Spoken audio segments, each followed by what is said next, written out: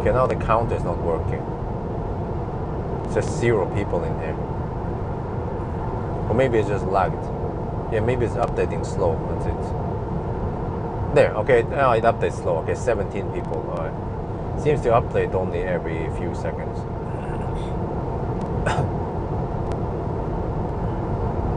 Okay, consumption 181.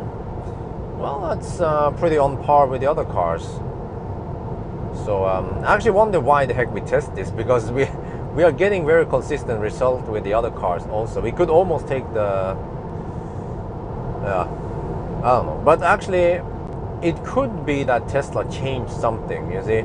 That's why we are testing it, but at least we don't have to do the full test. But from time to time, Tesla might improve something like the motors, the aerodynamics, or something, thermal management, BMS, or something that improves things. But at least for now, it doesn't seem like there isn't any improvement. But the Model S, for example, the new one needs to be tested because they did improve, they changed the body so it has better aerodynamics. So especially the high-speed test will show bigger difference, I guess. State of charge, 21%. But that, you know, that makes me wonder, will the Model S, will the new Model S have lower consumption than the Model 3? Is that even possible? Would be pretty cool if we can get 175 watt-hour per kilometer on the Model S.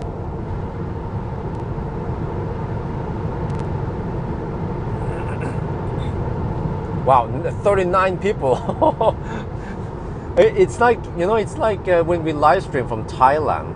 I remember in Thailand only the hardcore followers were watching, and we had around 75 people that just hang out and chat with me. Yeah. But well, hopefully tomorrow's live stream will be more crowded than this. More popular than this. We're gonna hammer pretty hard, as always.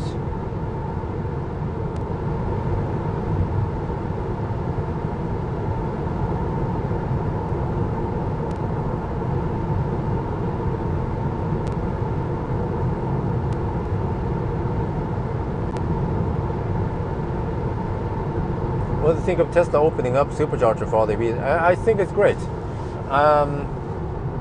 Because it's a win-win. It will be better for other, you know, ideally Tesla, they want, or any charge point operator, they want the highest possible coverage on the charger. They want the charger to be used as much as they should be, you know, as much, but not to the point where we get people queuing up, because then it's bad experience for the users.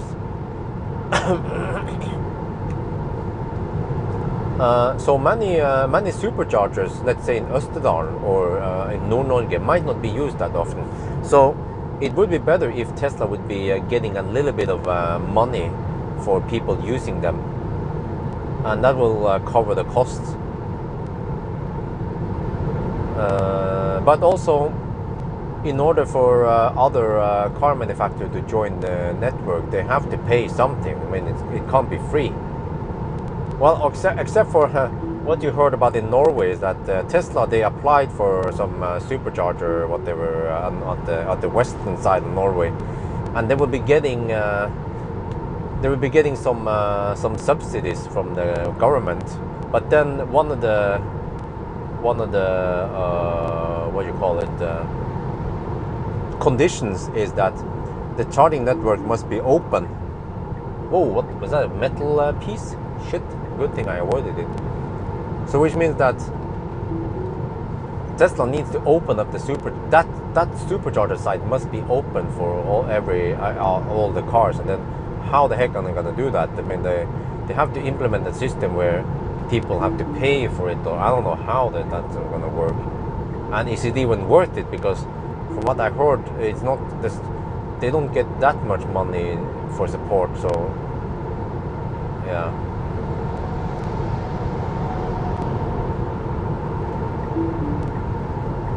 But football, really?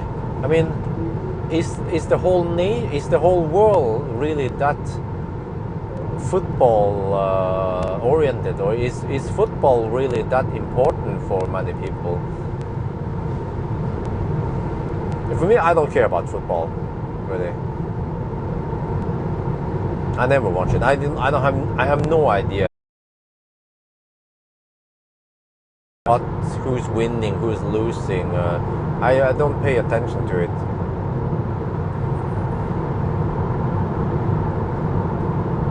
I guess I will ask wifey if she watched it or not. Maybe it's just me. Maybe I'm just too busy driving and having fun.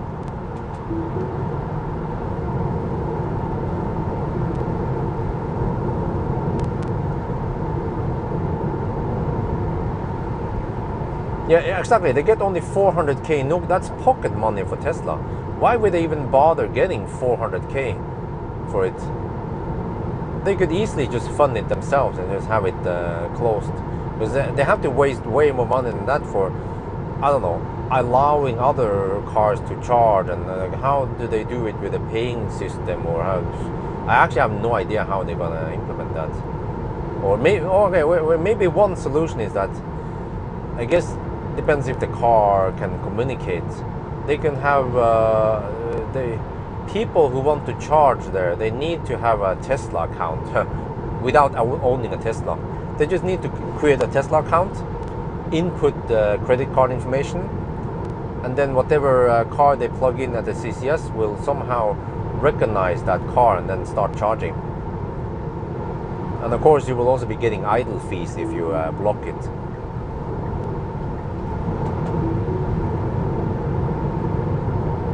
But then my biggest concern is that we have those other cars. They have charge ports all over the place. So that means that you will suddenly have e-trons and e-golfs and i3s parking in very stupid positions, and then suddenly many spots will not be usable because cars are parking in the cars are blocking the the stalls, basically. For example, the old layout, especially the old layout. Nowadays they try to make it more trailer friendly, but in the old layouts you will have it on all the stalls will be in a row, and it will be a big ass mess, really. It's very possible typing in the wind. Yeah, I'm not sure how they're gonna do it, or if Tesla can make an app, I guess, or something, the supercharger app, or maybe if they can use the existing app, but they add a feature where you can start charging. They have to add like a supercharger feature. But just either way, though, for me, sounds to me like any car that wants to charge a Tesla, they need to have a Tesla account, unless they will accept credit card payment. But that means they have to add extra hardware, and I think they want to do it everything via the server. So you have to create a Tesla account and input credit card. That's my best guess. And then how they implement it from there, who knows? Only Lord Elon Musk knows.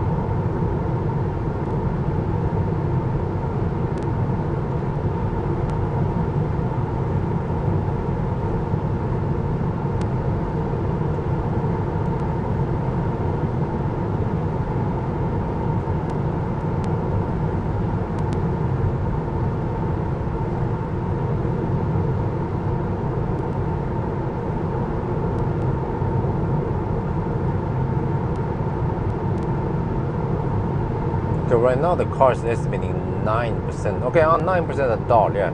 So might arrive at 5% at Lebanese. I think that's good enough. Do a little flip mode and then we go back. Wait. Or do I need to?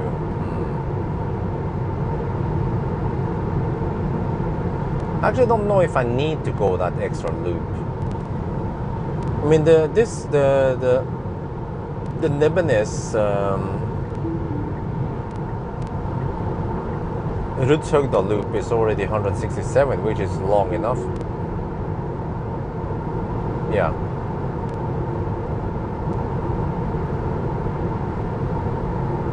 Yeah, maybe we don't need to go to Dar. It's already a pretty good measurement here. I think I say we skip it.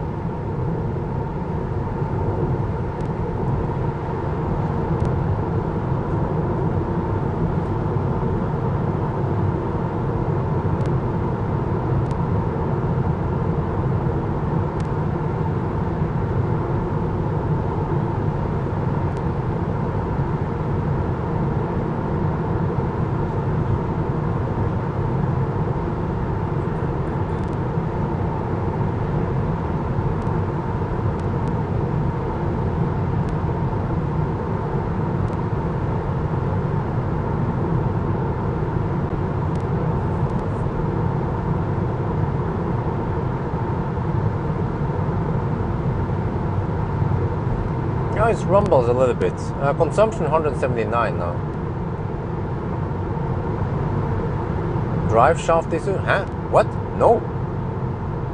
Wow, I haven't heard about that one. Nope, I haven't heard about it.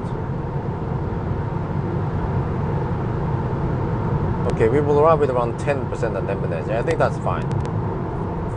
Now I have to calculate exactly how much I need to arrive with low juice at yeah. Oh, I have 34 degrees in the pack now, yeah, so try to arrive with around 40 degrees. So I have to do a quick wrap up and a toilet break, and then we get over there. I can do the wrap up, I charge up, wait, how do I do this? I wrap up, I go to the toilet. I have to stop the car. I have to stop charging in time. Very important. We don't need much juice at all. We need only 30%, I think.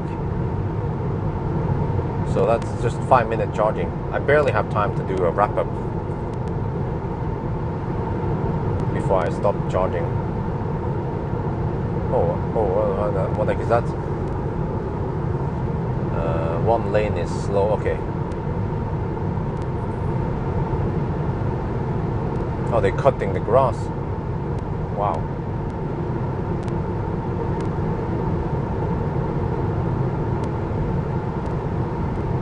They actually care about cutting the grass over here.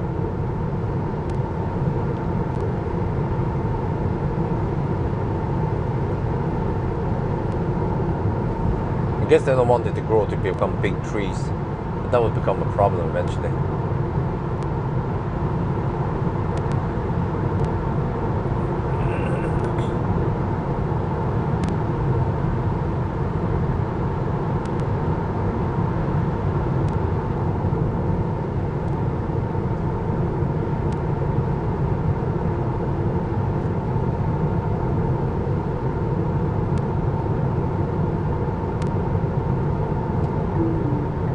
Is ID3 worth buying if I drive 35 kilometers and cannot charge home?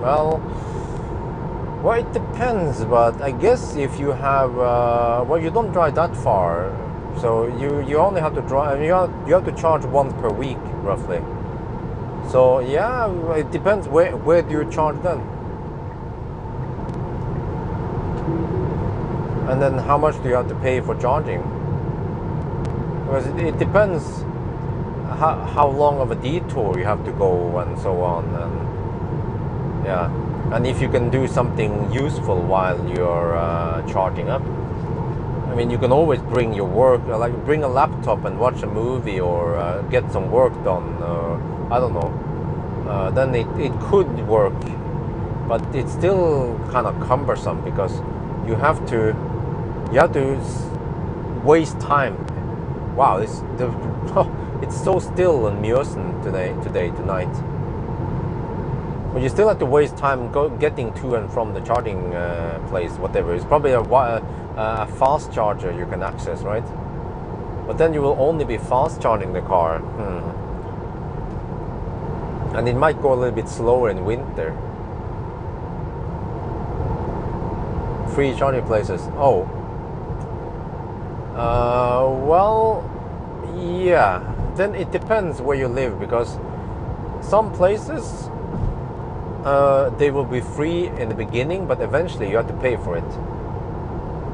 But it depends. Some places they are free for a long time. So it depends which country and what they're planning on doing. But don't expect it to be free forever. But you know that better than me or anyone else.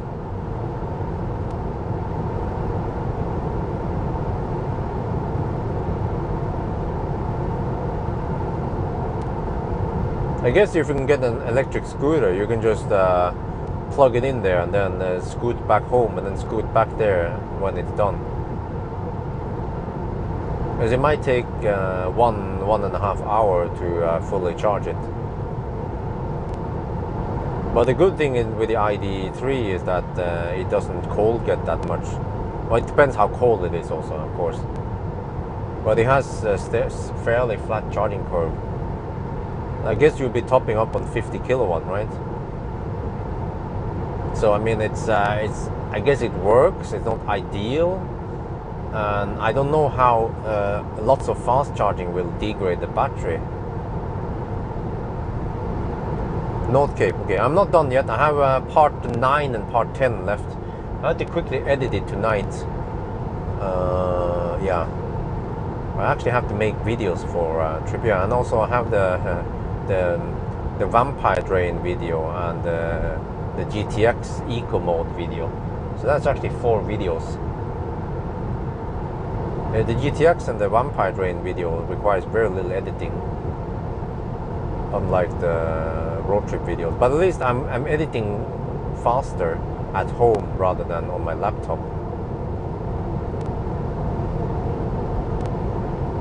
Well, mainly because I use a mouse and keyboard rather than just a trackpad when editing. But also, well, I got a new laptop now, which is way faster than the old one. Still haven't tested its power yet. And I have SSD on the new one. Well, it's the it's the M2 drive thing. Wow, really fast hard drive. Versus spinning disk on the old one.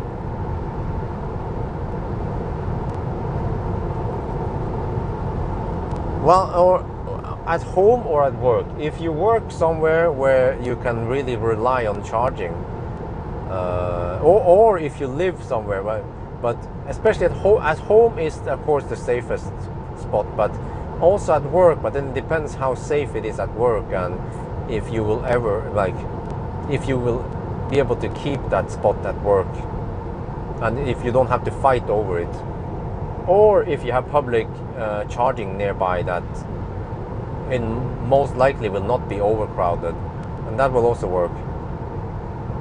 NVMe, yeah, that one, yes, right. But it's the M2 variant, I think. Consumption 181. Oh, it's gonna go up a little bit, right? And then it drops when we regen back to 0 kilometers per hour.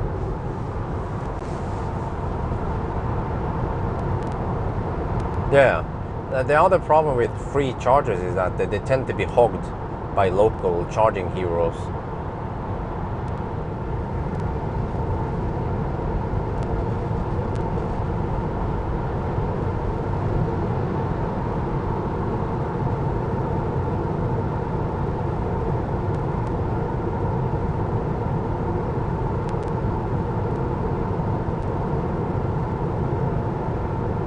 Well, in that case, okay, I say go for it.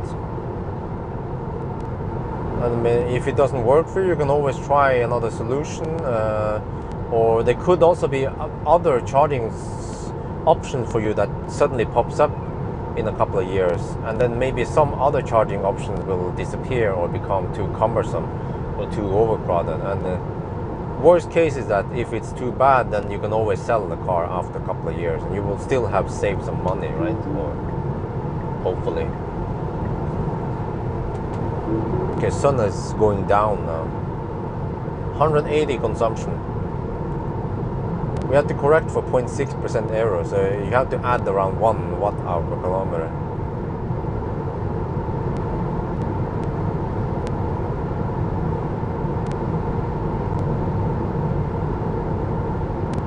Wow, that was very Norwegian English. Yeah. But I think most people understood you. What Frank said.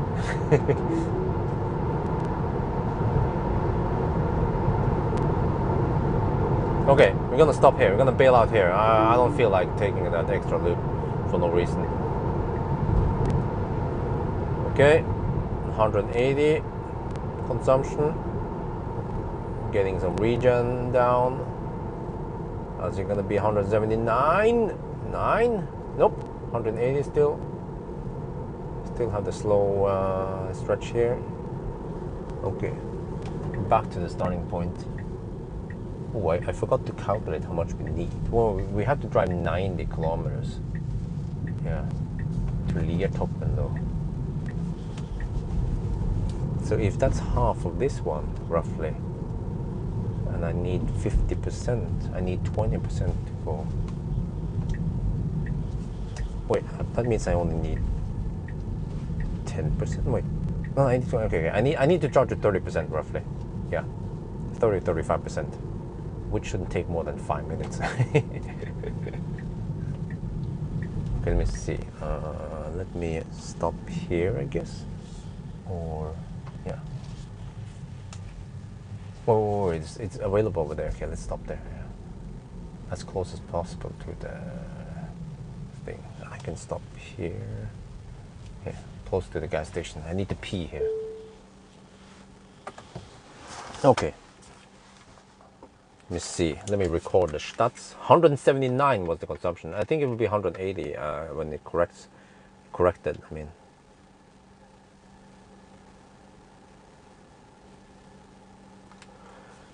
Yep. Okay. Let me see. Oops. Bump it up a little bit.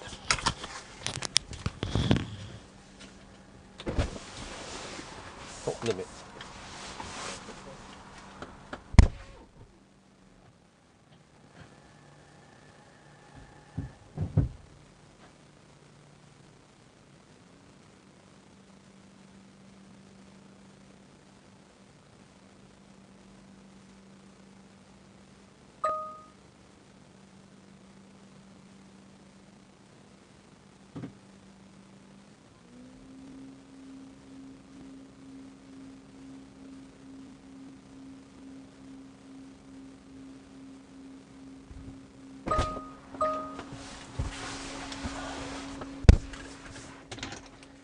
Okay, I need to borrow that. Holy shit.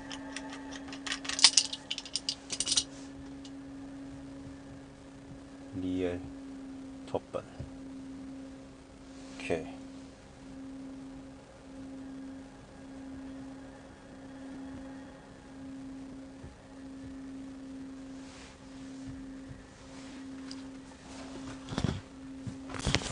Well, the car is kind of noisy. Maybe I'll wait until it's done before I do it. In that case, I should go pee.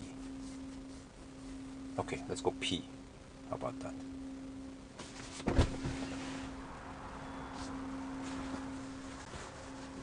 Wait, let me correct for something. 179.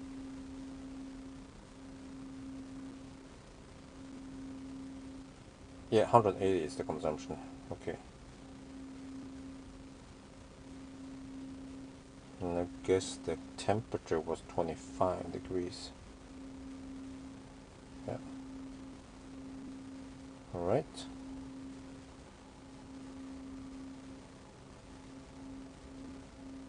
And then if we assume 76 kilowatt hour, That means a range of 422 kilometers. All right. I'll be back.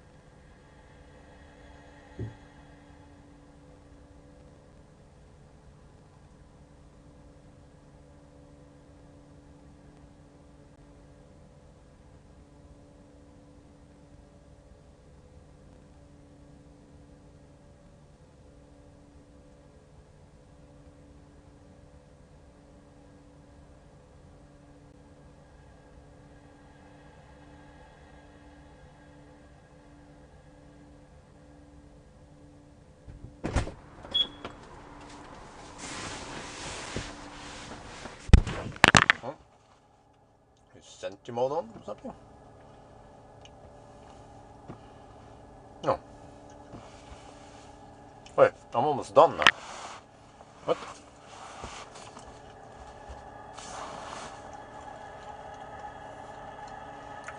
I calculated I need 30%. Check again. 30, 32 maybe?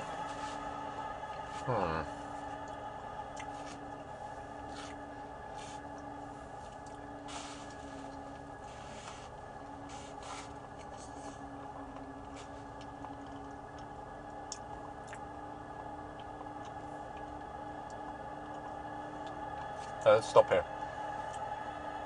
The other one is really noisy. I don't know what's up with this car, but it's noisy.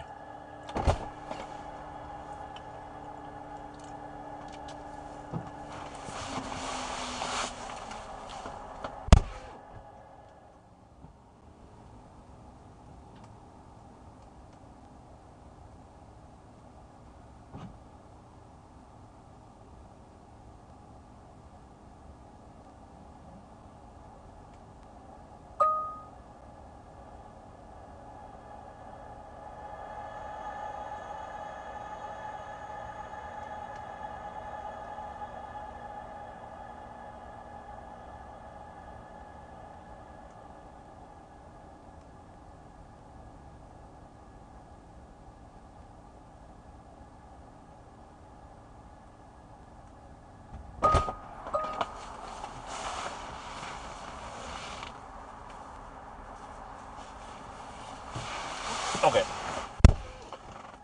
Now I guess I'll move this one away a little bit, and I have to switch it up.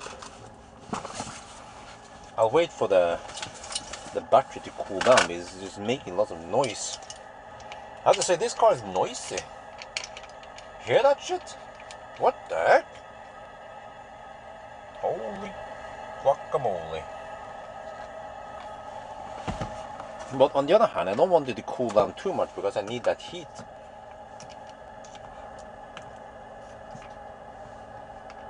Oh wait, maybe I should cancel navigation. That shit noise. Just need to talk for a couple of minutes.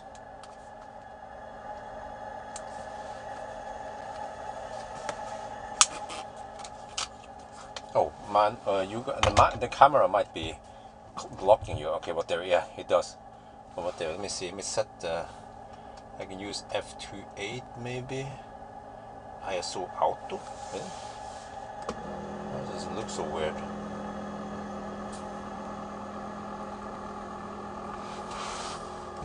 Okay, I'll be using manual.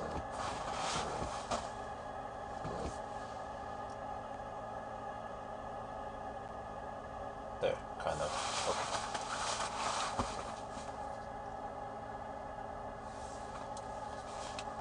Check audio.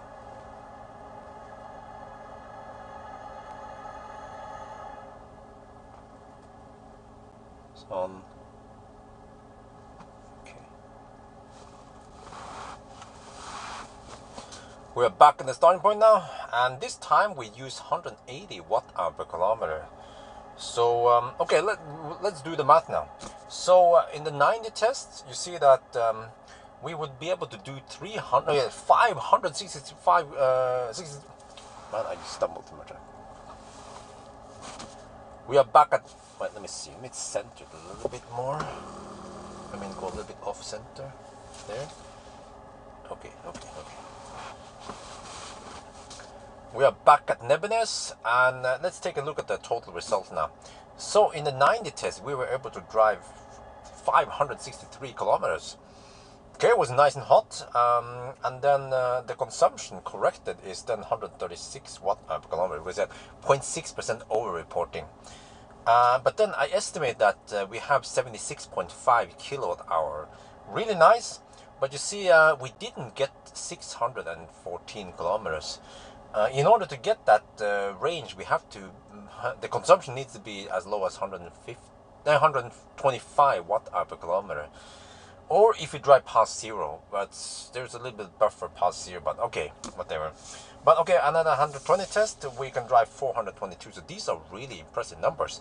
Not many cars can actually go more than 400 kilometers in the 120 test. I mean, most cars, they will go 400 kilometers in the 90 test. So this is really impressive numbers nonetheless. But yeah, okay, and then why was this one, like, why did we not get 614 kilometers? Well, the VLTP is a different test cycle. It's not based on highway driving only. That's one reason. And then I think in the VLTP or the EPA, or I'm not sure how that works, but maybe they are driving until the car stops and we are not, and we have around 3.6 kilowatt hour below 0. That's the way Tesla chose to do it. So I actually don't know why, but yeah. But still, you know, this car has so good range and so long range that it still doesn't matter.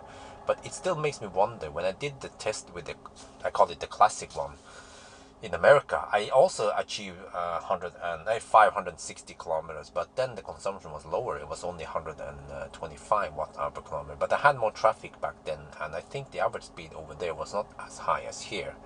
So that's the only explanation I have. But yeah, okay, so anyway, I think that's gonna be it for now. I hope you guys enjoyed this video.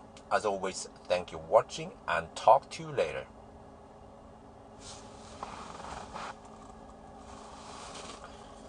โอเคเรากลับมาที่ Nebedes นะแล้วก็ถ้าเราเช็คข้อมูลทุกอย่างนะคันนี้นะมันสามารถที่จะขับได้563กิโลเมตรนะแล้วก็เราใช้ไฟฟ้า136วัตต์ต่อกิโลเมตรแล้วก็ผมก็กะว่ามันมี 76.5 กิโลวัตต์มันมากกว่าเมื่อก่อนนะหรือว่ามันพอดีพอกับ performance ที่ผมได้เทสที่ผ่านมานะแล้วก็ตอนเราขับ120กิโลเมตรต่อชั่วโมงเราก็ใช้ไฟฟ้า180นะมันก็พอดีมันก็พอกับคนอื่นนั่นแหละมันไม่ได้ต่างกันเยอะหรอกแล้วก็เราขับได้ตั้ง422กิโลเมตรนะถ้าขับเร็วอ่ะเนี่ยเราไม่ได้614กิโลเมตรหรอกแต่ว่าเทสนั่นน่ะมันเป็น VLTP มันไม่ได้เป็นมันจะเป็นมิกซ์ขับในเมืองบ้างขับนอกเมืองบ้างแต่ว่าอันนี้ที่เราเทสเนี่ยมันขับแต่นอกเมืองขับ90กิโลเมตรต่อชั่วโมงเพราะฉะนั้นมันก็เทียบกันไม่ได้อย่างนั้นน่ะถ้าเราขับช้ากว่านี้มันจะขับได้ไกลกว่านะแล้วก็อีกอย่างหนึ่งคือมันมีประมาณ 3.6 กิโลวัตต์เอาหลังจาก 0% แต่ว่าผมไม่เทสอันนั้นเพราะว่าผมไม่ได้เทสโดยคันอื่นก็เหมือนกันเราไม่ไปต่ำกว่า0เพราะเราไม่รู้ว่ามันจะมีแค่ไหนมันอาจจะไม่มีแค่นั้นก็ได้รถมันอาจจะดับเพราะฉะนั้นน่ะเราก็นับจนถึง0แค่นั้นน่ะแต่ว่า422กิโลเมตรนะมันก็ถือว่าโคตรดีเลยนะเพราะว่ามันยังดีกว่าคันอื่นนะที่ขับ90กิโลเมตรต่อชั่วโมงอะประมาณนั้นนะคันอื่นนี่90กิโลเมตรต่อชั่วโมงก็ได้ประมาณ400อันนี้นี่ขับ120เลยได้400อ่ะแล้วก็ถ้าขับ90นี่ก็ได้ตั้ง560แล้วก็มันไกลจนเรายังไงดีอ่ะเราก็คงอยากจะจอดก่อนนั้นนะแล้วก็คล้องน้ำหรือว่ากินข้าวหน่อยผมก็ขับตั้ง6ชั่วโมงเลยอ่ะตอนเทสต์เนี่ยก็ดีมากเลยเทสต์มอเตอร์3ไม่นะนั่นคงจะเป็นแค่นี้นะครับขอบคุณที่คุณดูวิดีโอนะแล้วก็เราก็ไปกันใหม่สวัสดีครับ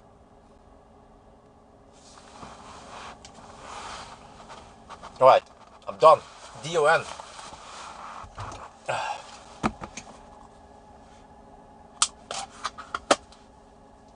Wait. Does these ones need to be charged a little bit? A little bit maybe? Or, okay, let me charge them. At least, where's the thing? What's this one? Oh, it's squeezed in there. Okay. Alright, let's get the heck out of here. We have to go to Leertoppen. The battery is still at 49 degrees for some reason. That's good. Let's pack all my shit in there.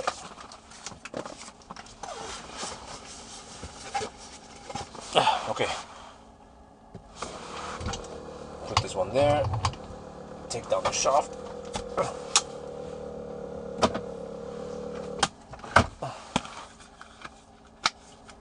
Well, the thing is that I know roughly what I have to say, and I kind of say the same thing on every conclusion anyway.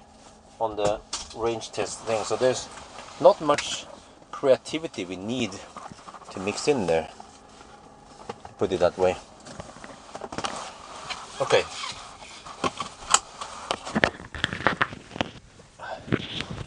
Now we get the heck out of here, right? Let me see. Do we need to charge this one? Just checking. No, it's 90%. Plenty. Okay. Yeah, so now, wait. Is the steering wheel? Oh, okay. We have 31%. Let's navigate to Liertoppen again.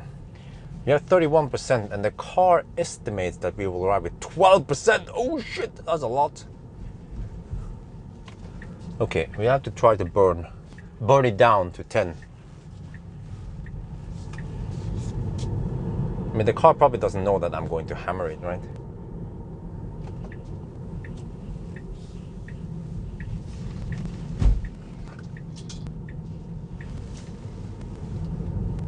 Okay. Last part of the test today. The battery is nice and hot for the test, and I guess I'll be recording it with Scan My Tesla. Wait, maybe I should plug it in now.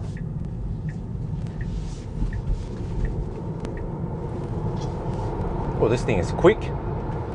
Almost forgot how quick they are.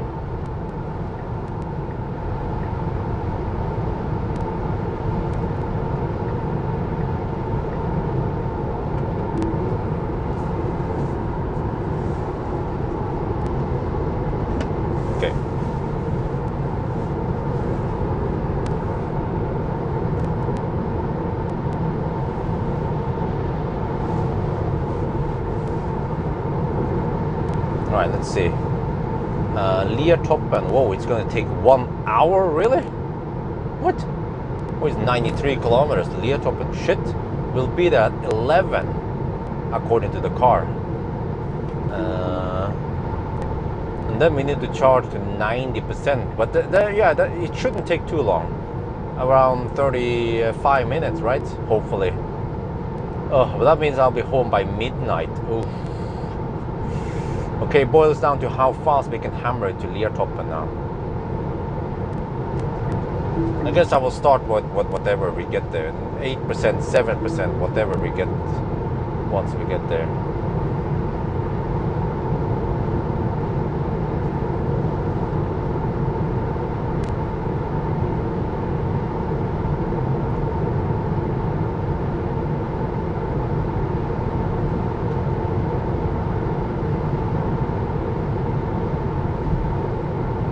We should be able to hammer it now. It's 10 in the evening, and it's it's 10 in the evening, and it is still sunny outside. Yeah.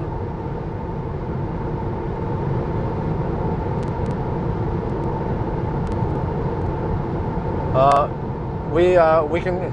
This car can go 422 kilometers in the 120 test, which is pretty amazing. So I'm quite confident that we can make it all the way to Bangkok. We have to get it. Yeah, we have. I mean, maybe I can go out and pee while we're waiting for the. If we have to stop at the road construction, waiting for the convoy. We'll see. Well, I will avoid the drinking too much before I leave. I'm gonna run a little bit dry until we reach Bangkok. Then I can drink normally, semi-normally. Yeah, kind of. Just want to stress all the way to Mo i Rana, then I'm gonna chill big time. So I will try to beat a better route planner time. A better route planner claims 11 hours 45 minutes. I might be able to squeeze out a couple of extra minutes there. By I don't know how it counts when I exit and plug in and all that. But still, it's going to be quite an amazing time. And also nice drive, of course. Drive to the north and experience some midnight sun.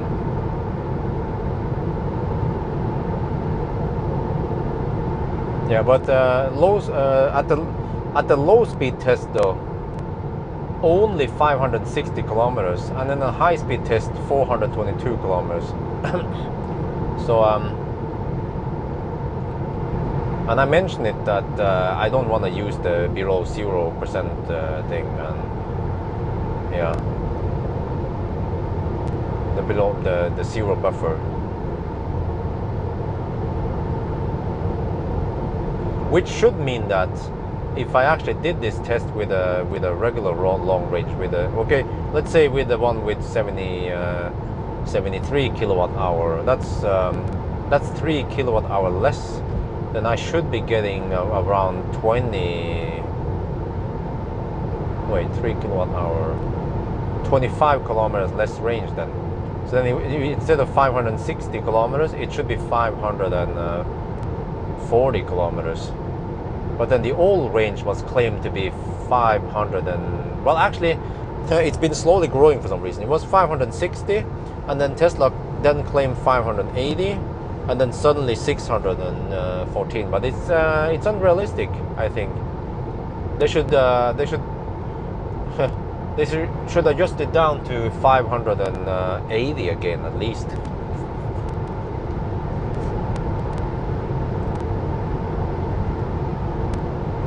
But still, like I mentioned in the video, I realized that 422 kilometers on the high-speed test is still damn good.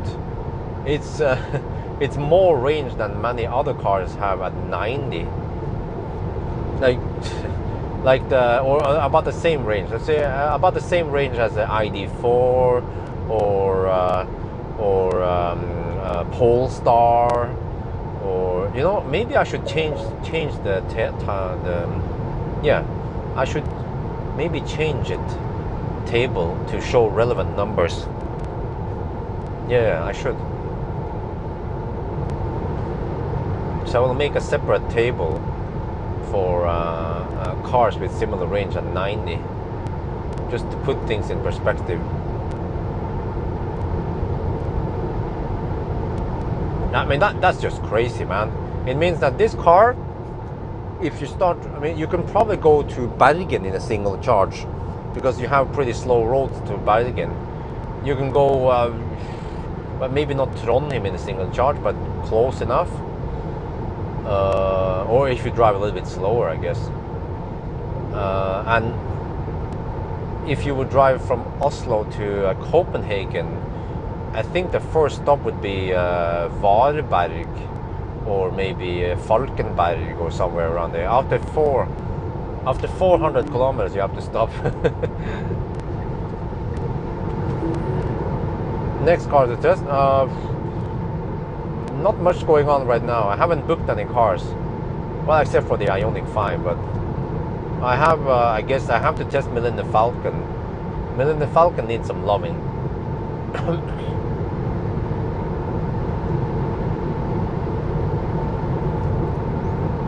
Wow, the car still claims 11% at Liertoppen, even though I'm hammering hard.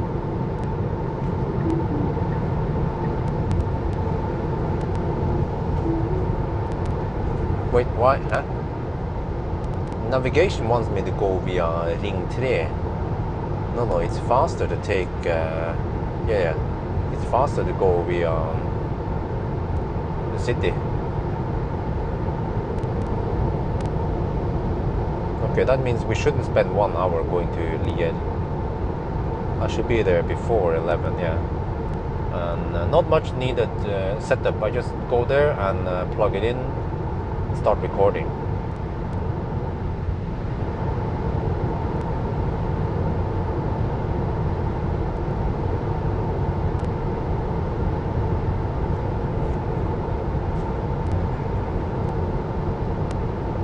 Ah, okay, but you were probably driving pretty slow,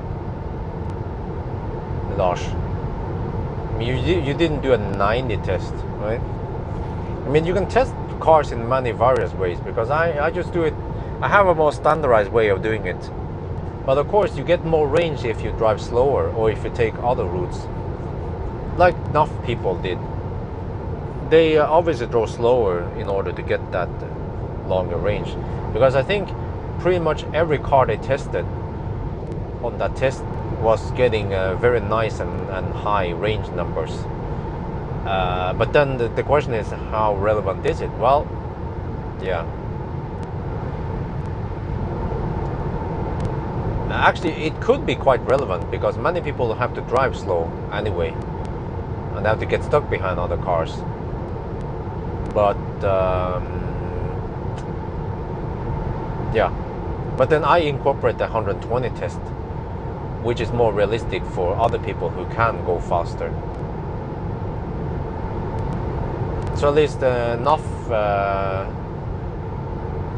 They haven't done a test like that. They have a charging test, and they have the range test. That's it. The kind of slow range test, slow driving range test.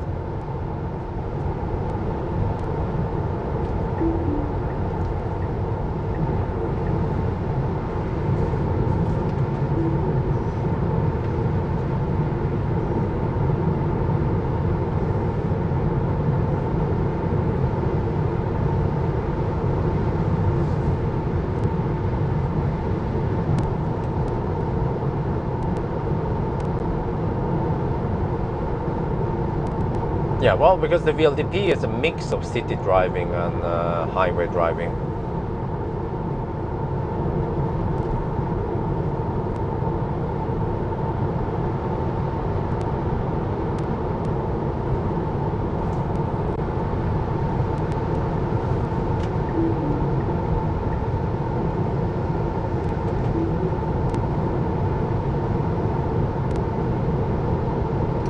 Well, I have to say the roads are fairly calm at 10 in the evening, on a Friday evening at least. What's the price of Tesla Supercharger? It varies between what's the price again? 2.25, 2.3, 2.25, yeah, around there. Around 2.5, 2.20, 2.2 to 2.5 NOK per kilowatt hour.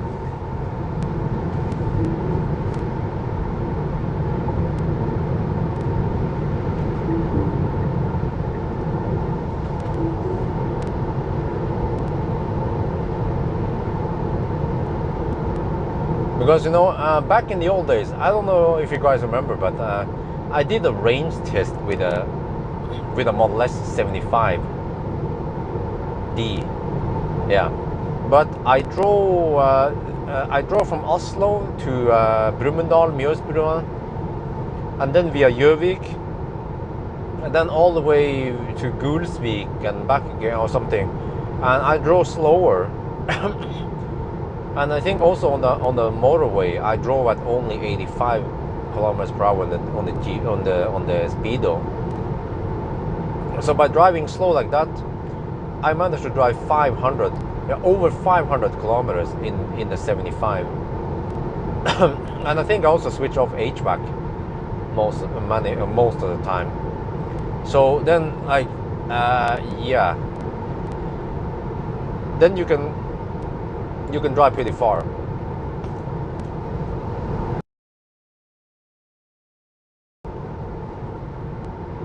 No, I will not replicate VLTP because it's too complex cycle for me.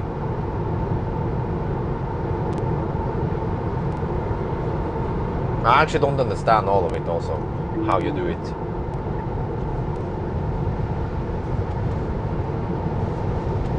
Wow, autopilot works here. Freshly slapped down asphalt. They just paved this yesterday.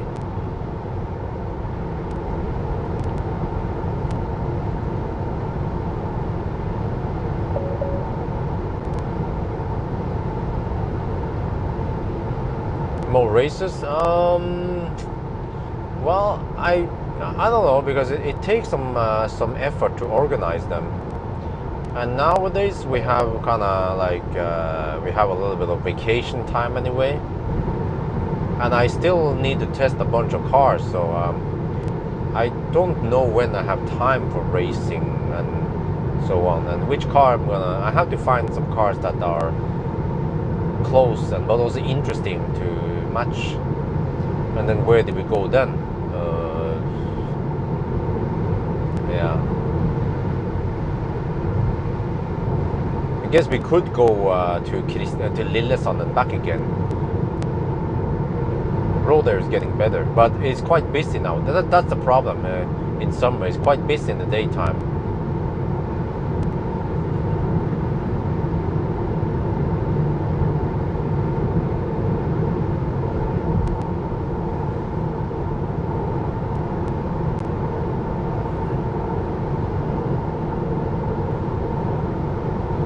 If one drive one long trip every year, Oslo to Croatia, and don't need all-wheel drive, will the long range still be worth compared to standard range plus? Well, I mean, you have more range with the long range, and it charges faster. So for traveling, I mean, if you care about traveling speed, then yeah. But I mean, on the other hand, the standard range plus does a really good job also. And I mean, you can kind of see it on the 1,000 kilometer challenge. I mean, if you travel, you would probably depends how far you want to travel, but if you travel only 1,000 kilometers per day anyway, then the difference is minimal. I mean, if I hammer hard now, I time it right, I might do it in 9 hours and 45 or 50 minutes with this car.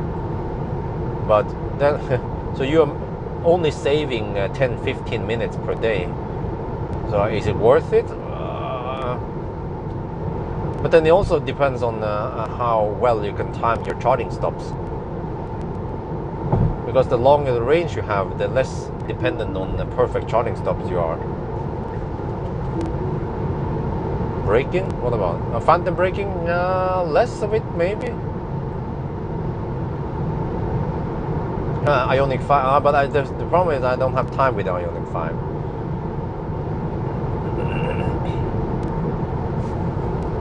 I mean, something exotic would be e-tron GT versus Ioniq 5. Yeah, that one would be fun to watch.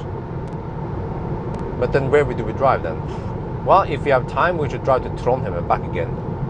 I mean, it's just 6-hour drive each way, roughly.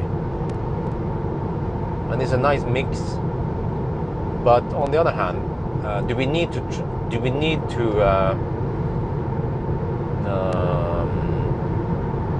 race that long? Well, maybe we should. I mean, maybe we have to, because nowadays cars, they have pretty good range.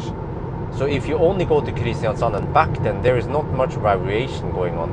We might just have one charging stop and that's it, and then it's not much fun. But at least if we go to Trondheim, we have the nice high-speed stretch, we have some nice landscape, some charging stops, some skirmish here and there. So then there will be more action. Okay. Car is just oversensitive.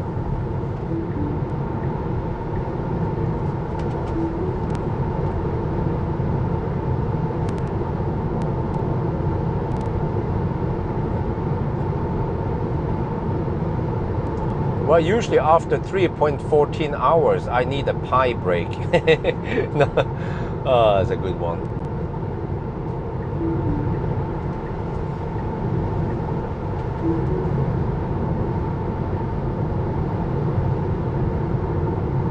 Yes, you will have less stop with the long range, correct. So it depends how you do it, but for more relaxed driving and charging, you might want to charge to about 80% or 90% even. And that means that you will be able to drive 300 kilometers before you have your next stop. But with the standard range plus, you drive around 200 kilometers between each stop. But then the charging stop is a little bit shorter because you have less energy to put in there. Yeah, I mean, you know what we should do, but for the races to be more interesting, we need to bring back the old cars with low range. Yeah, then we'll be back and forth. That's the fun of it, because you know, who knows who's leading? Like, I'm charging, then Pawel is charging, and then we have to start and shit, and you know, it's like back and forth all the time. That's the fun part. But when you have cars with long range, and then the race is mostly just driving, and there's not much action going on.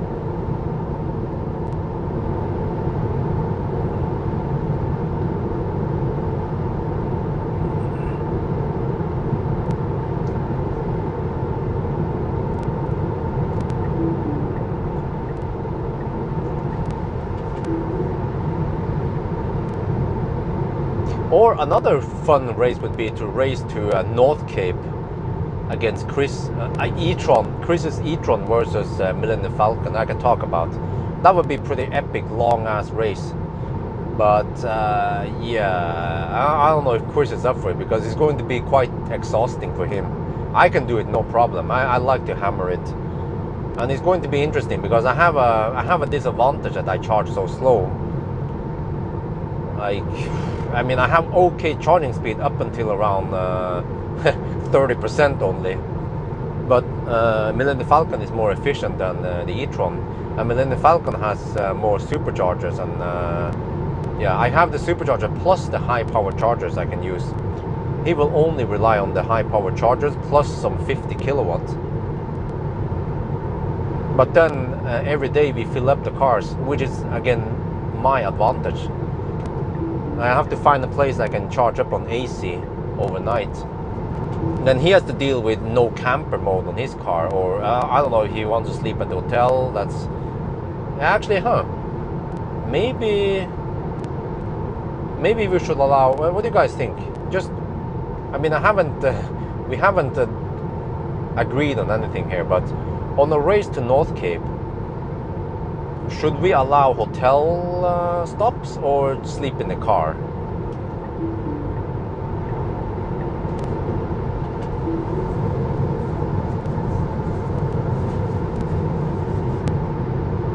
Because sleeping in the car might not be very comfortable for, and we kind of need to shower and shit, you know. So maybe we should go for hotel solutions. But then the problem is that if we go for hotels, like, how do you do with charging, right? Then it depends on luck, because if one person is lucky and get charging at the hotel, and good, and then the other guy needs to scavenge for juice in the evening. Or maybe that's the name of the game. Almost no rules. It's your problem. You have to find a place to charge, or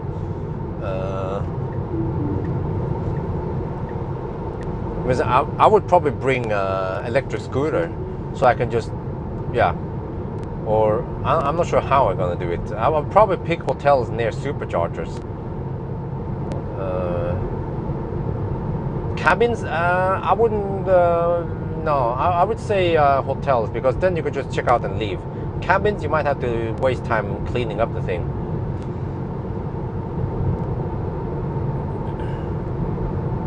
And the problem in sleeping in the car is that you will have quite smelly armpit after a while. So just checking in a hotel is actually more realistic for many people. Or what we could do is we can have checkpoints. So we have a place which is we consider safe, but we have to make sure that we get juice there, you know. But yeah, but then it will be more variation, more fun if it's up to anyone. I mean, it's up to each party where they want to stop and charge and whatever, and yeah.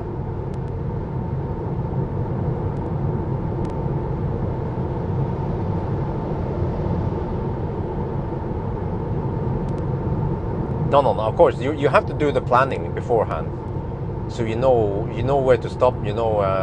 But of course there might be things happening during the trip, but you have to have a plan beforehand. That's usually what people do anyway before they go on a trip.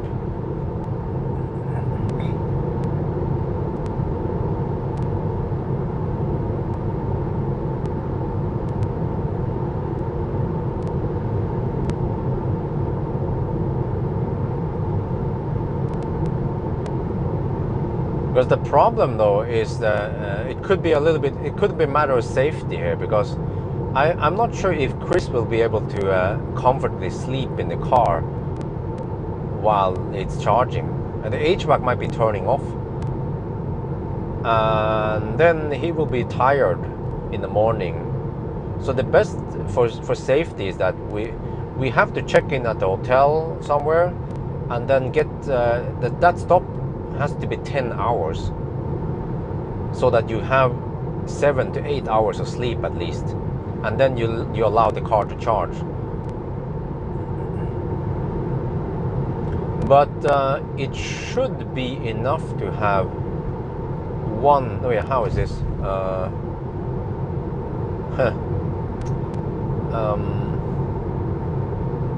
Wait, it's freaking 2,000 kilometers to get there. Holy shit.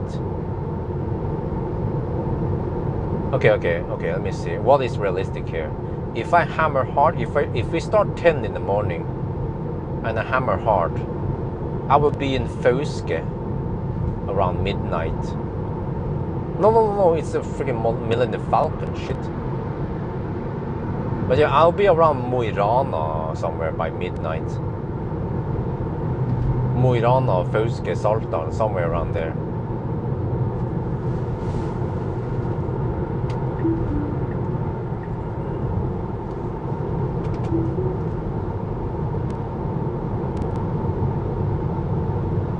Okay, I have it, wait.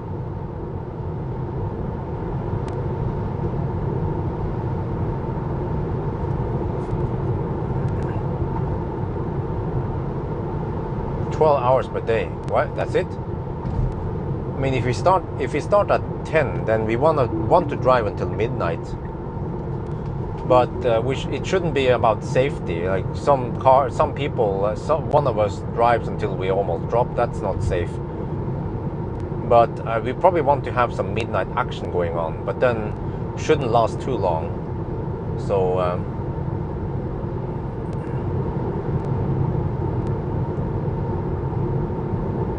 I mean, it could be that. How about this then? We have a given checkpoint, like we have to check in at Fauske. Fauske is fairly safe, I guess. But except for that, we don't have enough charging spots there. Yeah. So the first car who get there might get the AC, and then woohoo, and the second car is be like, ah, shit, yeah. But at least one other idea is that you can be slow charging at Mer chargers, because it's not that expensive for AC. And then usually you have two ACs you can use, suck on.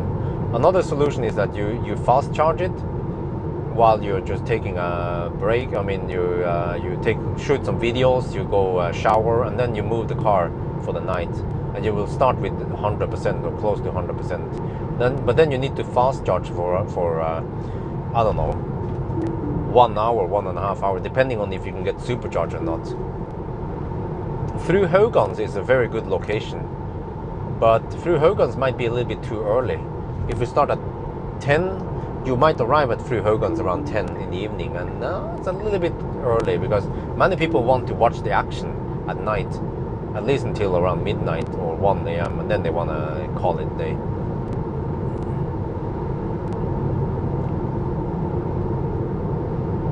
No, it shouldn't be based on money like that. Small amount of money. It's not an eco run. It's more like we don't want money to be any big limitation. We just want the action and see which car can get there first. I mean, I have free supercharging, which is kind of unfair that way for me, because Chris has to waste money on charging other places. So that wouldn't really be fair. I can technically go all the way to North Cape without having to pay for charging.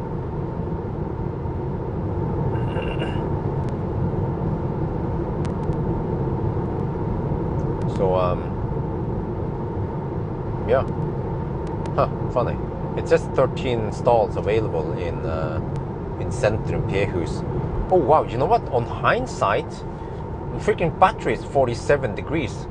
I could go to Centrum P-hus. Because I didn't expect that the battery would be that hot. But it is. Wait. What? How about I try to burn down the juice somewhere and then I go to Centrum P-hus? Okay, I kind of realized it a little bit late. In summer, you can actually do it like this, but in winter, it's harder. Yeah, the battery is at 47 degrees right now. Oh, is that guy going to change lane? Or okay, this looks a little bit scary. Yeah, he kind of went over the line there. Yeah, over the lane there a little bit.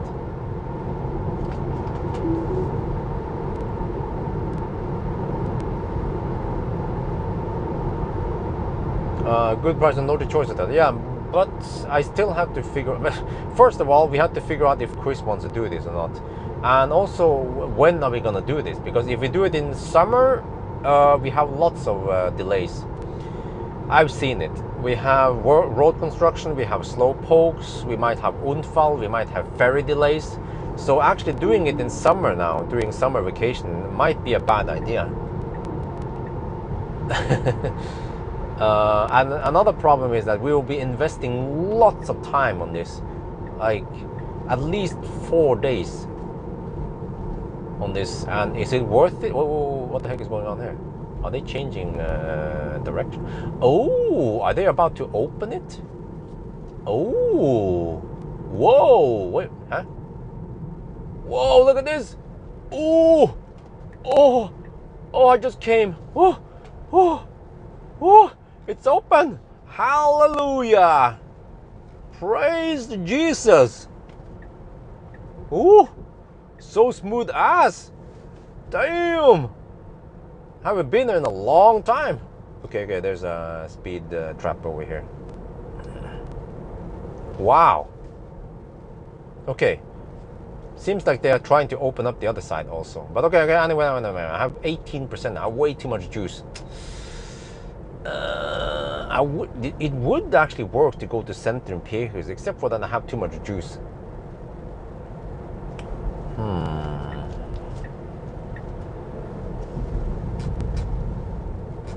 Oh yeah, they're about to open the other side. So hopefully tomorrow they will open the other side also. So tomorrow this section here will finally be at normal speed again. After closing it for 6 months or a year or something. I think it was a year. Also last year they had this, right? I remember. Okay, wait. How the heck do I burn 8%? Whoa! You see it? Those crazy motherfuckers? Son of a gun.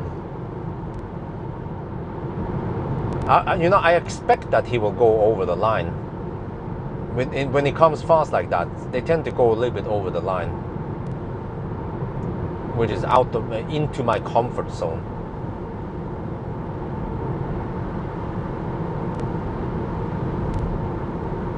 Oscar loop.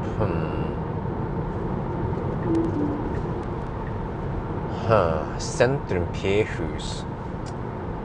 Will it work or not? Okay, whatever. Okay, we're just gonna go to Liertoppen, but next time I will consider, because I just remember something. We might not have 4G down there,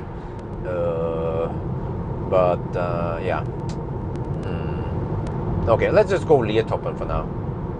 I can always go out and urinate if I need to, but it wouldn't be cool to urinate in the pee house. Well, even though it's called pee house, you shouldn't be peeing in it.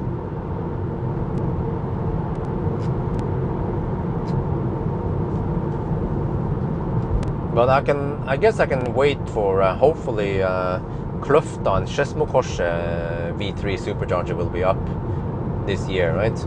I can bug Ole, ask him when they're gonna be up.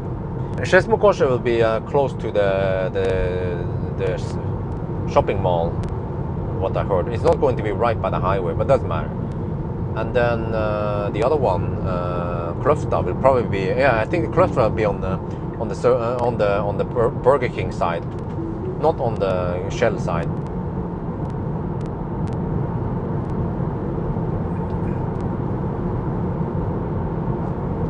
Yeah, one does not simply burn 8% just like that with this car. 8%. That's what is it? 10% is good for 500 and no 10% is good for at least 55 kilometers which is the distance to Lier. No, actually less than distance to Lier. The reason why the Lier is that well, impossible. We are 29 kilometers from Lier now, but we have uphill. So the car estimates 10% at Lier.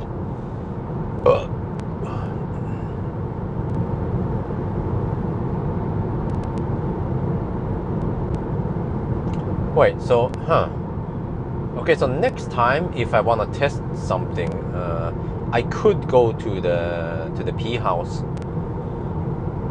You can actually access this fairly quickly from Ring 1. Yeah, it's just a 5-minute detour from the main road here. But in winter, it could be hard. I mean, we can try, I guess. Just afraid that I will be wasting time trying to heat up the battery.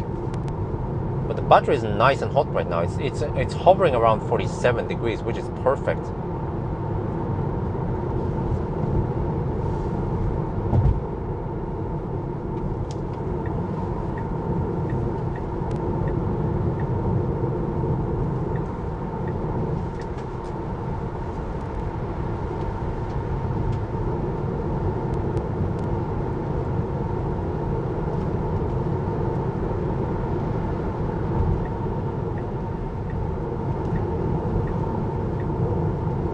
Man, I have so many bugs in the windscreen right now. Well, okay, the small bonus by going to Liertoppen is that you don't have to pay. You don't have to pay for parking. I think if I go there, well, I should be able to finish it within 1 hour, right? Which means 2 times. No, where was it again? It was 20. Was it 28 NOK per half an hour or something? Don't remember. Yeah, that's pocket money for me, rather than having to go all the way to Liertoppen and back again. That's 1 hour extra time, and then 1 hour for me is 1,000 NOK. Yeah.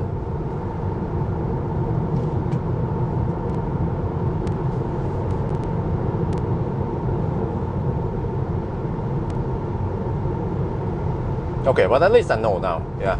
I just didn't realize that the battery will be nice and hot around here also. Seems like it's keeping it hot. It's not cooling it down. Yeah, battery inlet is 44.8, 41.6. Yeah, it knows that I will charge in about 20 minutes. Oh.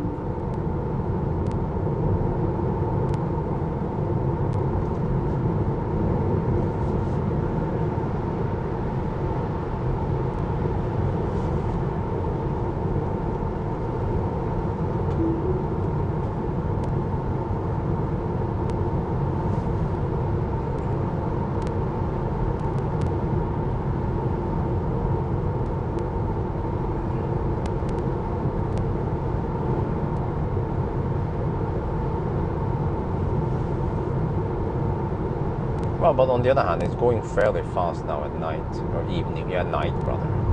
It's 10:30 at night now, right?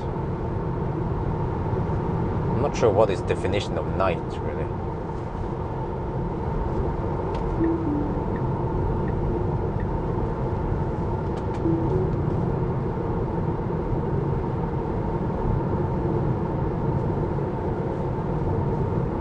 Yeah, well, I'm looking forward to the Skedsmokorset and Kløfta superchargers. That would be useful for me when I do my test, and also when I do when I do 90 to 10% launch test, I can then go to supercharger right afterwards and top up a little bit. Well, actually, in the future, I can just go straight home, because with 10%, I think I should have enough to go straight home. Yeah, especially with Teslas. But most cases, when you will usually have long range EVs. So 10% should be enough to go home. Yeah. At yes home.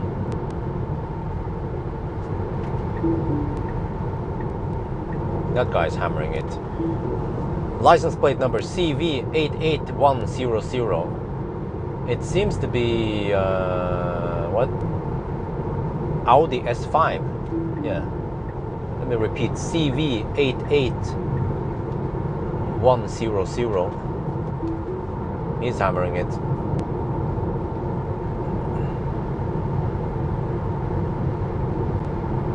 but it seems like a regular Audi. Really, I can't really see that that's something different until I went closer. But it has 4 exhaust pipes.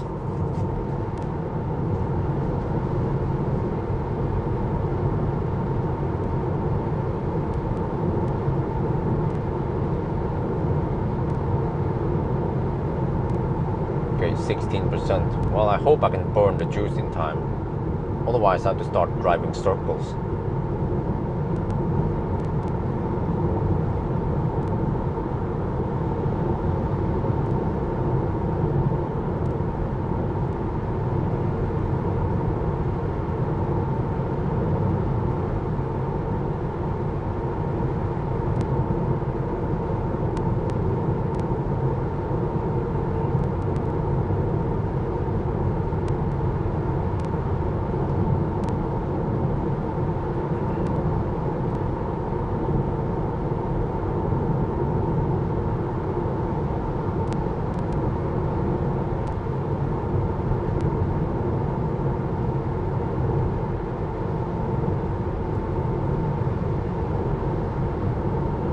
$333 horsepower, that's it? I was expecting it to have like 500 horsepower. I mean, the 300 is... I think that's less than the Model 3 here. This one should have around 450 horsepower. But I guess at high speed, it will leave in the dust. That's where you need the Plaid with 1,000 horsepower.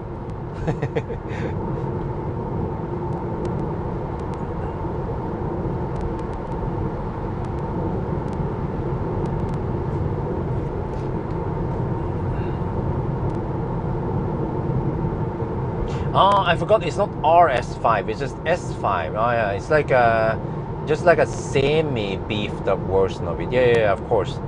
If it was RS, then it would be. You will see the presence of RS. It's like the poor man's RS only.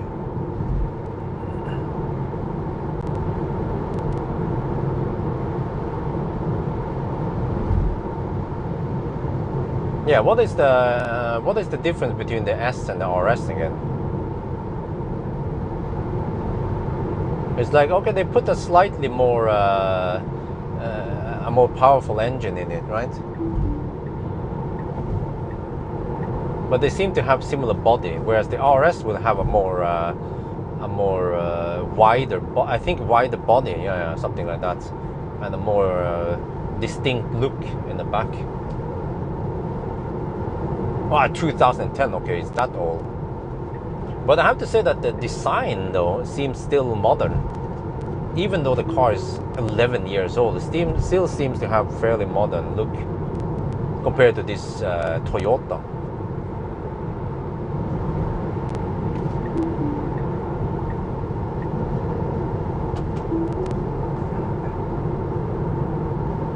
No, I can't just... One does not simply travel to US during pandemic. But eventually, yeah, we'll see. But right now, you know, there is COVID shit going on, so...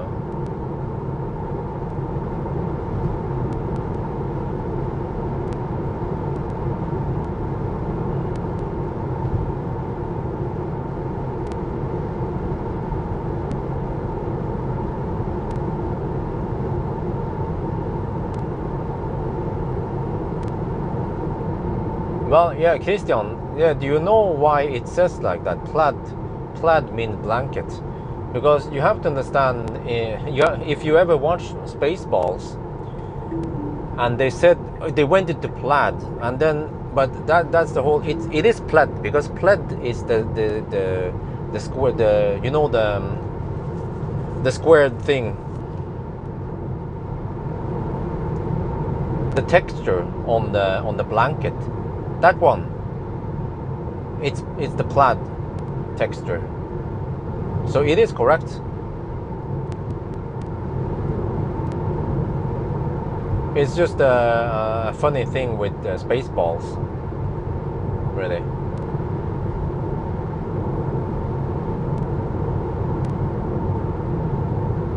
Norwegians, they call it the played mode. Played.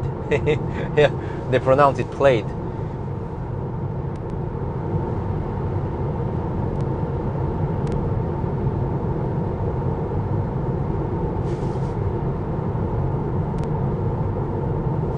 Audi RS models are considered direct compared to the similar size hardware for the BMW M. Okay, okay, yeah, that makes sense. AMG. The S models are person more. Okay, Andrew, yeah. Huh. And then you also have S-Line, which is like a slight upgrade only. S-Line, I guess, is equivalent to the M Sport, and the, I guess there is also some kind of AMG package thing that is not really AMG, just some AMG styling. Now we will get the vaccine on the 7th July.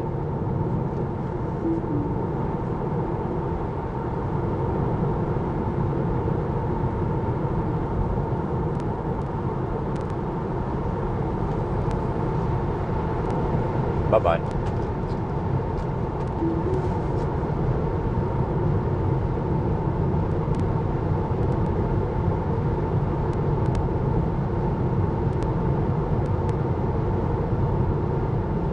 S-Line just looks fast. Okay.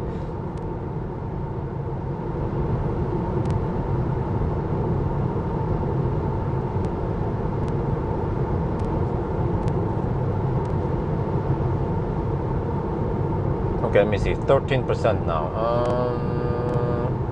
The car estimates 10. Well, I guess I just have to hammer hard. And we can make it there with 10% exactly.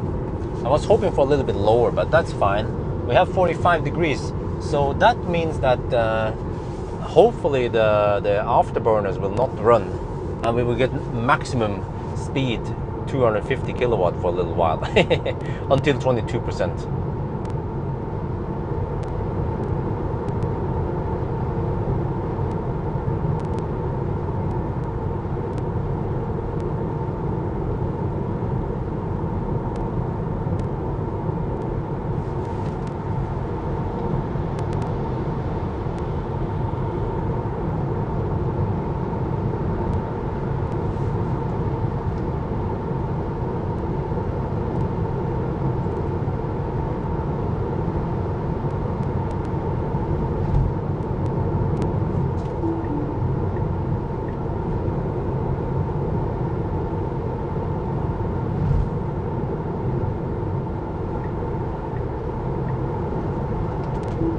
Right, 12.5%. Oh, come on.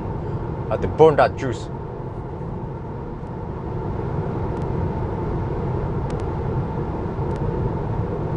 Man, could have gone to Centrum P-hus if I didn't charge enough.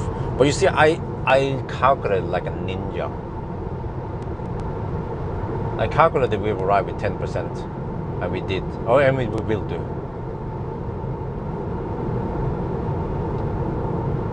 So if I charge to only 20% roughly, I could go to Centrum P-hus and supercharge there instead. Okay, so next time, I guess I will do it. Unless Kløfta and Skedsmokorset is up, but I don't expect them to be up that fast.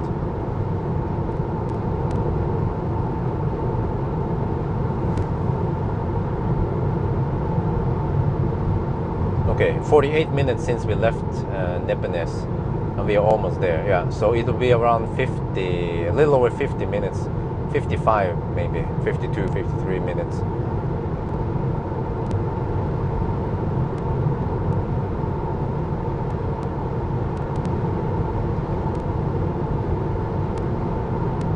Scottish blanket design. Oh, okay, 11.2% now. Okay. That's better.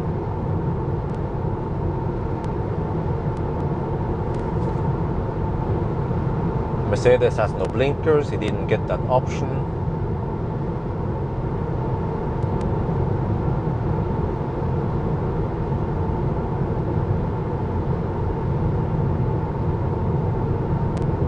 I'm too lazy to change lanes, but well, actually, You know, I saw a guy with a trailer. I was thinking he's not driving that fast. Well, turns out he is.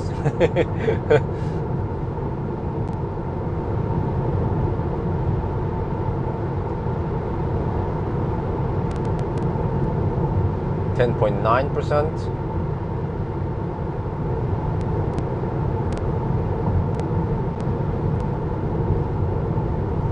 How many stalls do we have available there? 40 stalls available. No one is charging there right now. Damn.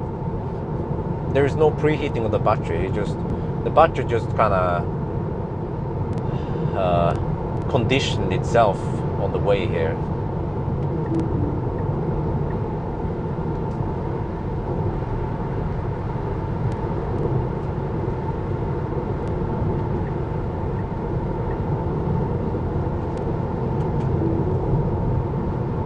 .8%, 10.5%. Oh, why are you braking there, boy? Dude, that was not cool. Okay, we're gonna lose more here on the uphill. Wow, consumption from... Well, I've been hammering it. Consumption from Nebbenes to here is... And we are even at semi-highlands here. 174 watt-hour per kilometer. Damn. 10.4%. Oh, go, dude, good, dude. Get out of the way. Need to hammer it. 10.2%.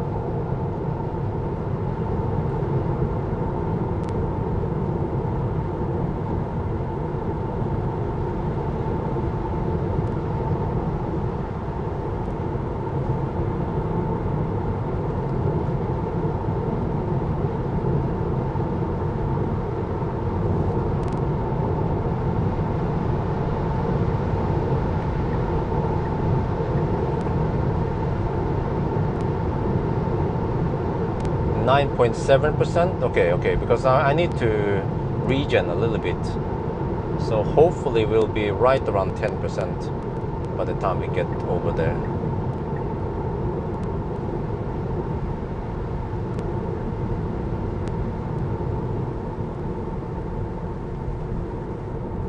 Okay, let's regen.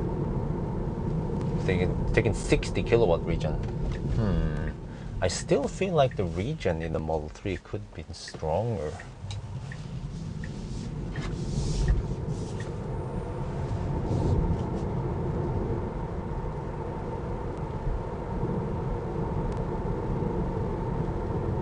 This is still plenty fast.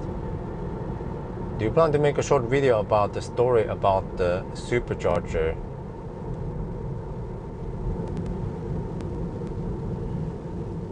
Hang on, can't read.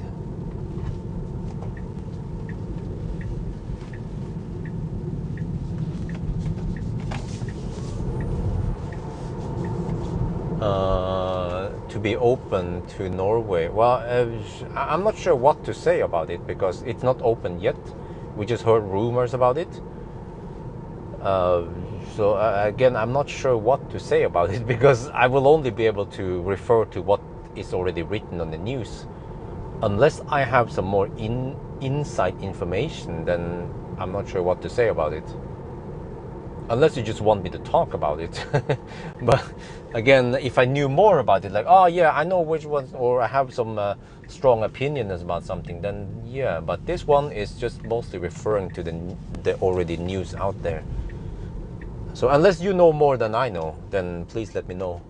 Because then I will also know what you know, and then we all know that you know that I know. Okay, let me see. I guess I can just take any stall, right? Let's take the 1A over here, for example. Wait, are we sharing with that one? No, probably not. 1A is probably not sharing with any of that one. Okay, let me see. 9.72%. Perfect. Let me get ready on this one. Let me get this. I guess I can put down the storage. Or I can even use this one, which is more pleasant to use. My second shaft. Oh. Did I drop my phone? Oh yeah, I dropped my phone. Okay, let me see.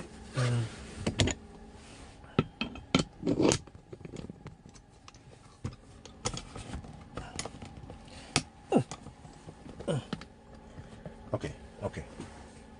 No, what the heck? The thing just bugged right now. Okay, the OBD thing. Well, it's a good thing that it bugged now.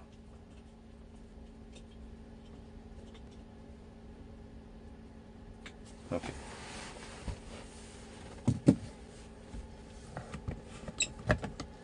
Now we can do a little bit of it. Oops, that's a little bit too much.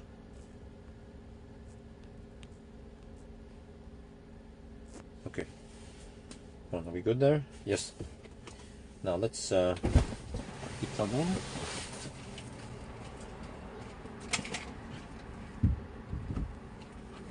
And I have to hurry and wait. Switch off HVAC maybe. Record. Whoa! I was a little bit slow there, but whatever. Damn, the handshake is so schnell there.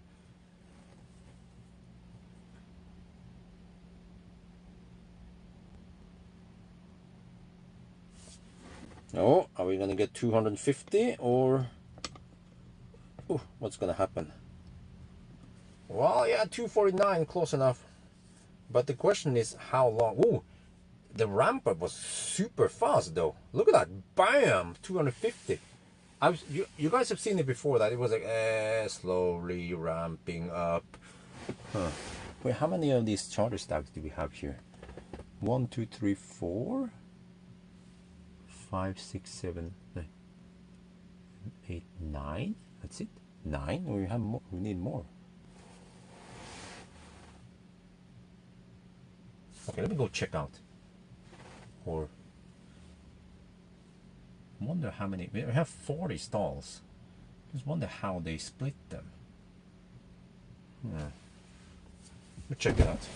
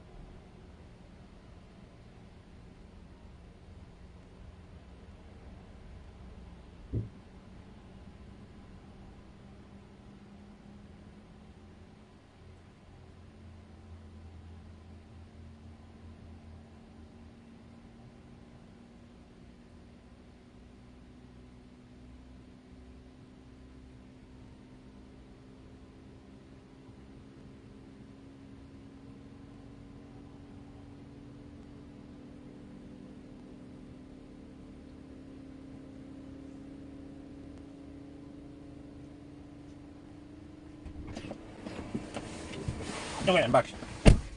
What? We're already down to 225.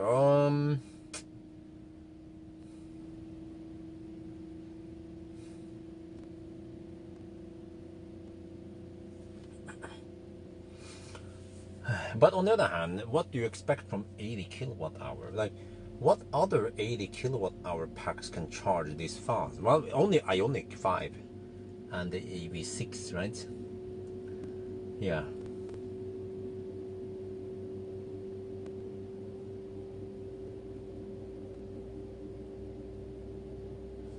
But the question is, how will it taper off? Because I remember it was kind of slow. Wait, there is no afterburner action, huh?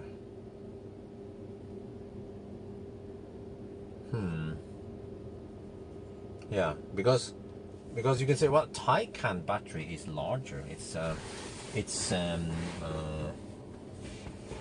93 kilowatt hour. Here we have 82.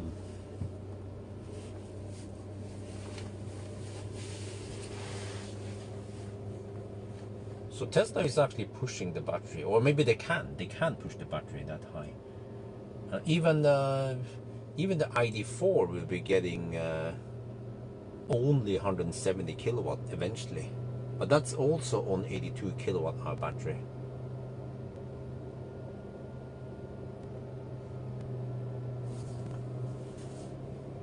I guess I'll be eating my second banana and the drinks now.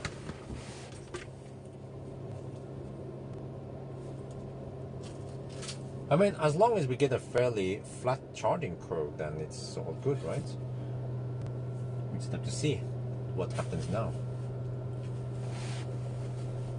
Like, at 50%, how fast are we charging then?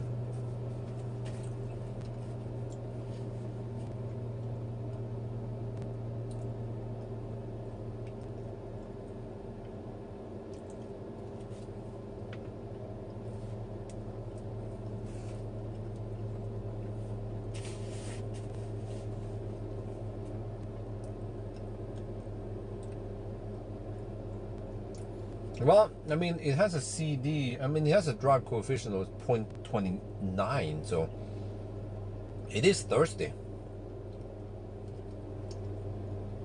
That's probably what I'm going to find out eventually. We just have to pray that it's not raining that day when I get it.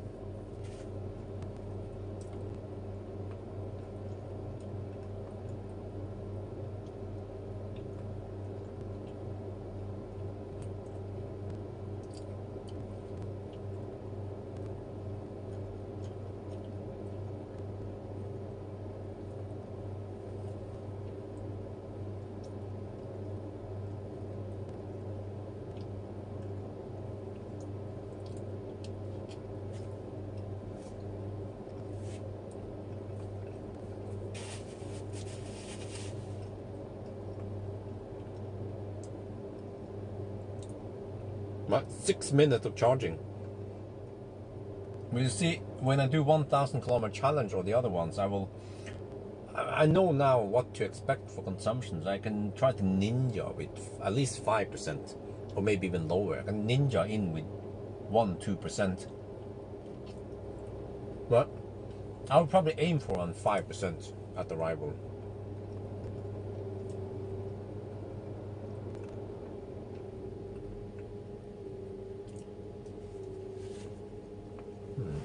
Do we have? Oh, we don't have any trash bins over here. Okay, I have to bring the garbage with me. But is this faster than the previous charging session? No. It doesn't seem to match the classic Model 3, right?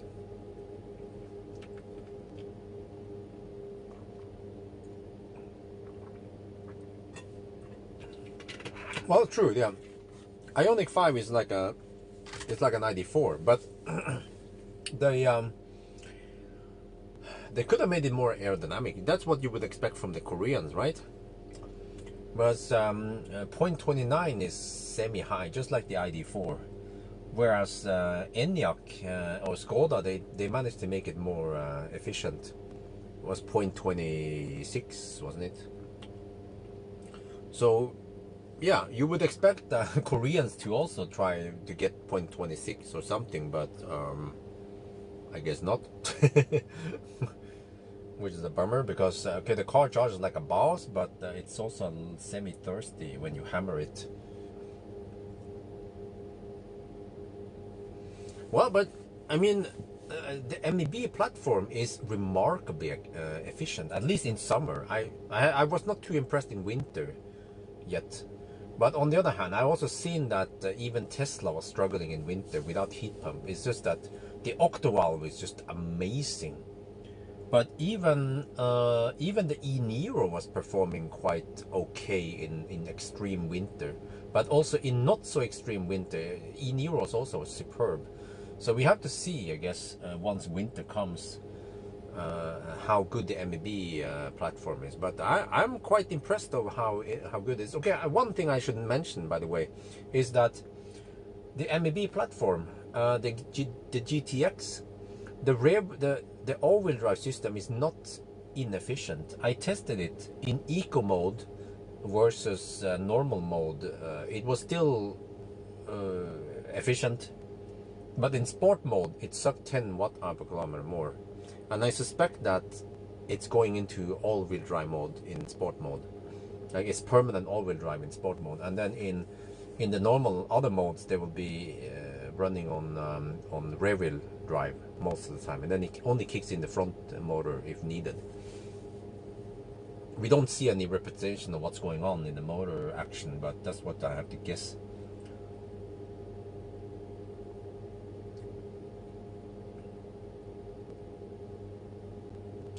Yeah, so at 44% we are still charging at 1.5 C, which is still okay.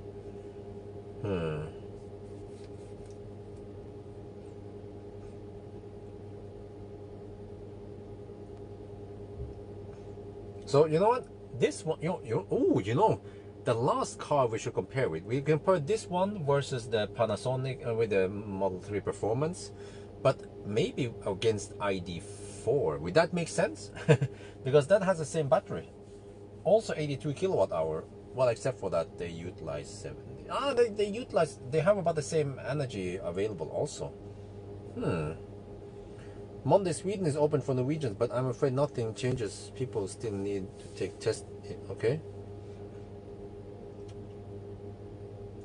Well, but then it's a little bit unfair against the ID4 because they haven't boosted up the speed yet. But well, it would be interesting to see to 90%, right? Wait, maybe I should set the limit to 90% so it stops automatically. Yeah, let's do that. There, boom. How do you calculate C factor? Well, you just look at kilowatt versus kilowatt hour. So 106 kilowatt divided by 82 kilowatt hour, then you get the C rating.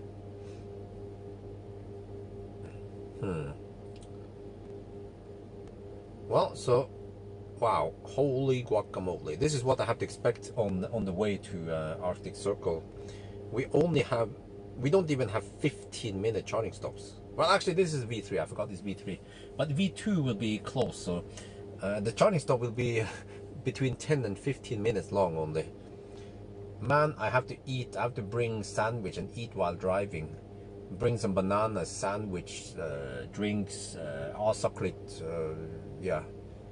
I only have time to shoot some video and go to the restroom. That's it. I can't eat while I'm charging. Don't have time for it. Look at that. 12 minutes to reach 50%. From 10 to 50% in 12 minutes. Okay, I mean, it's not as fast as Ioniq 5. Ioniq 5 needed, how many minutes was it again? 18 to reach 80%, right? That is just insanely fast.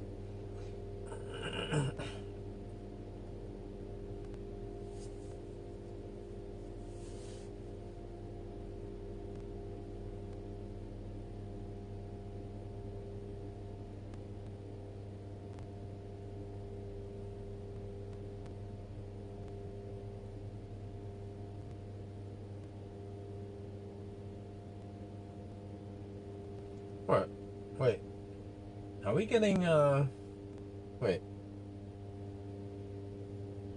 Wait, how fast was the LFP battery charging at? I remember the LFP battery was charging like a boss.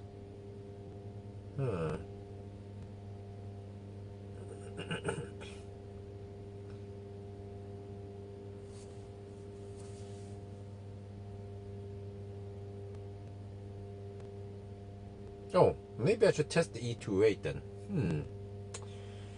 Man, I need to clone myself. I don't have time for everything. I need to hire an assistant, instruct him or her what to do.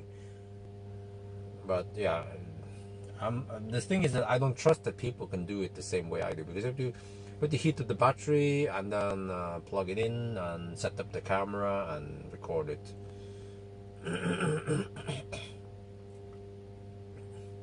Well, I guess I can I can test it while I have the EC4 or the other one, whatever you call.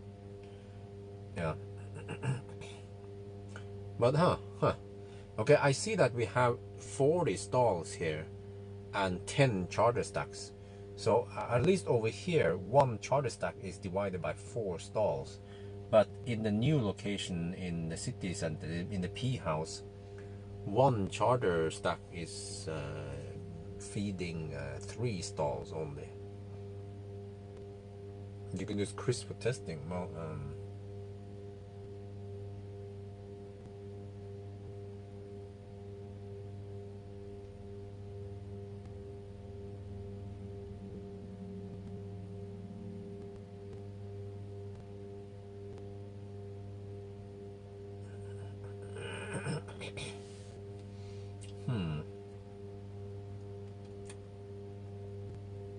yeah, I can test the EC4. People have been bugging me about it. That one or also the Corsa E.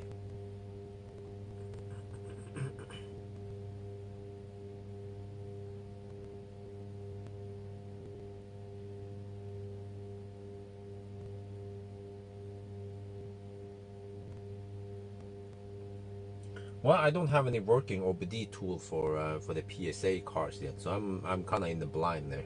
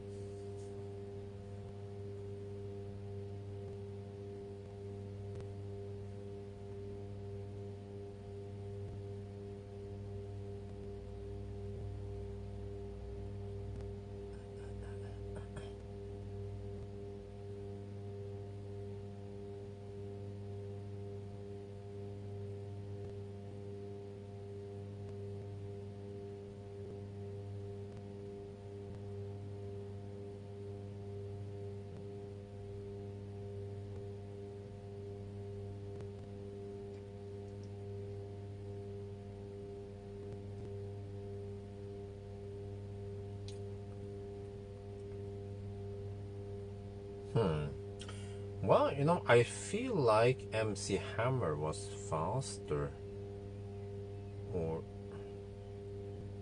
I just wonder how healthy it is. But yeah, wasn't the classic one? The classic one was faster than this. At 58%, 80 kilowatt. Yeah.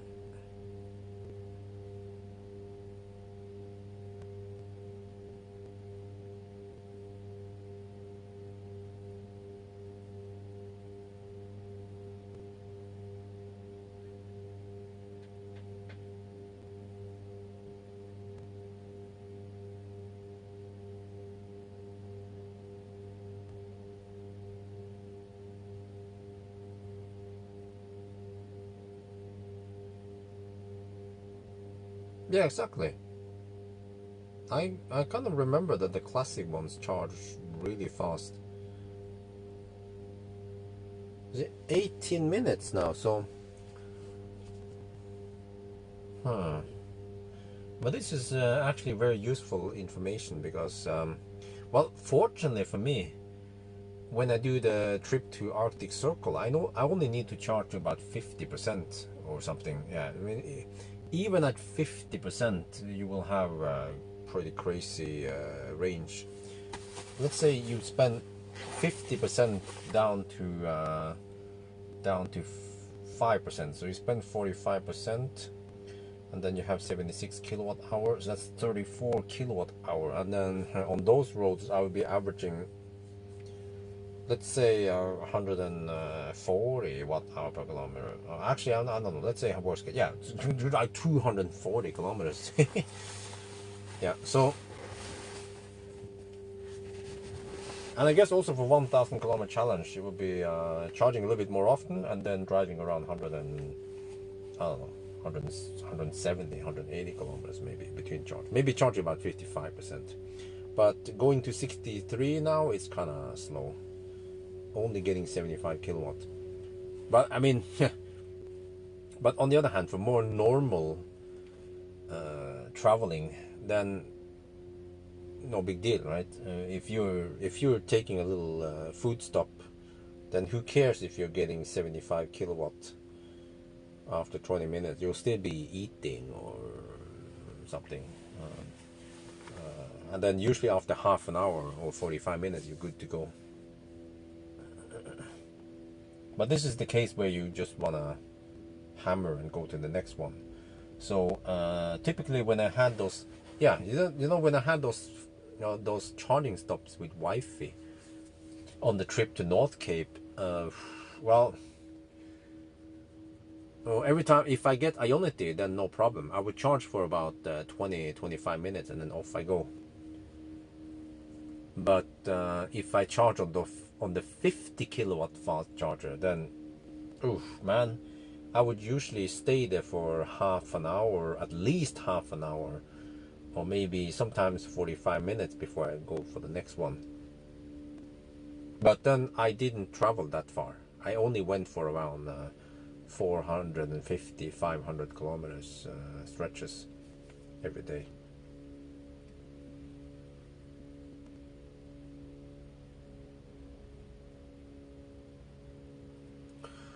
So yeah, I don't know.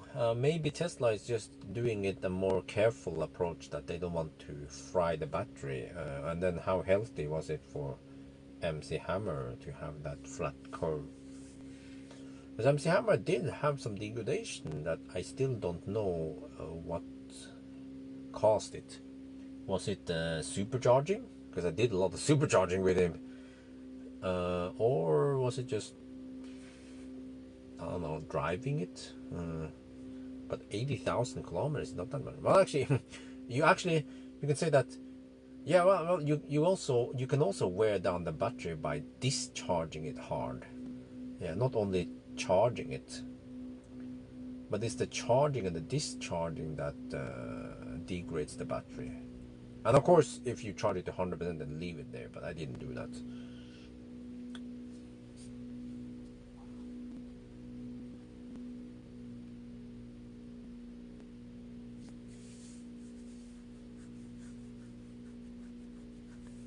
But why do I feel like the LFP battery charged faster than this? Yeah, LFP battery was charging like a boss, wasn't it? Wait, the LFP battery had a flatter charging curve, and I think the LFP battery had a higher C rating at 67%. Wasn't it something like that? That at 70%, the LFP still took 70 kilowatt or something, which is a sign that the LFP can take higher C rating, take more beating. Just wonder how the fat cells would do it. Will we see something crazy like 250 kilowatt flat to 50%? Is that even possible with the fat cells? Or, I'm trying to imagine how life will be with a fat cell car. Let's say Roadster, or okay, maybe Roadster is a little bit in dreamland for many people. Let's say a future model S or X or whatever with fat cell. with around 80 to 100 kilowatt hour, then I can imagine that if you are plugged into a V2, it will suck 140 kilowatt flat to 80% maybe. That would be a pretty dream case, right? Dream case. Well, that would be awesome. It would be, yeah, it would be something like an e-tron. Yeah, 140 kilowatt flat to 80%. But once you plug it into V3, maybe it can take 250 kilowatt to 50%, and then they start throttling.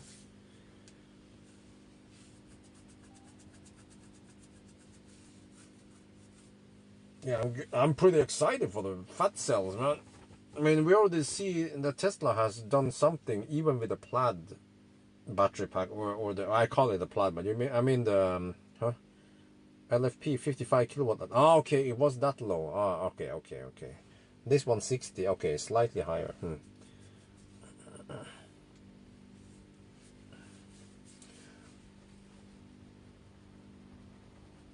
Wait, maybe I should fire up the heater now. Or, yeah, let's fire up the HVAC.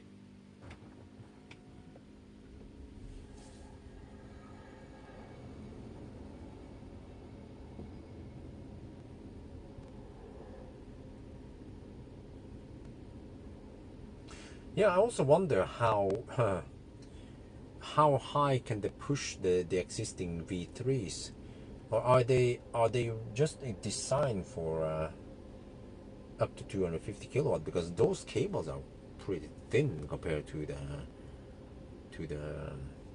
Ionity. Well, I call it the Ionity, but you know what I mean, right? Those cables are freaking thick, and some people mention that they need to be that thick because they have 800 volts, and they need some what do you call it, insulation separation something, because of higher voltage. Whereas Tesla, they are staying on 400 volts, so they don't need to make them that thick. But at least what it says written on the side there is that this is up to 250 kilowatt only. Yeah. Yeah, you know, I wouldn't be surprised if Roadster could take something like 350 kilowatt. The first car to actually take 350 kilowatt, because wait, how fast was what was that car again? Lucid. How fast were they going to push it? It was 900 volt based, right?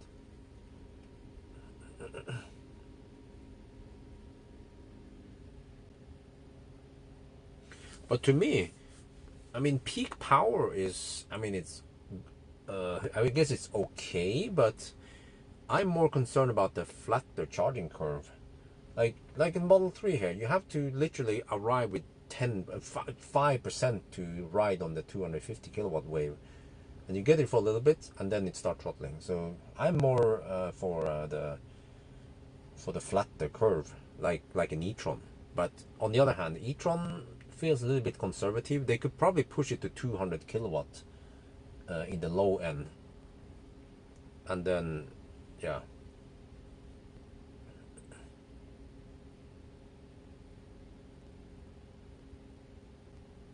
I don't think anyone on the 350 have cooling pipe in the cable, huh? No, but the V3s they also have cooling in the cable, right?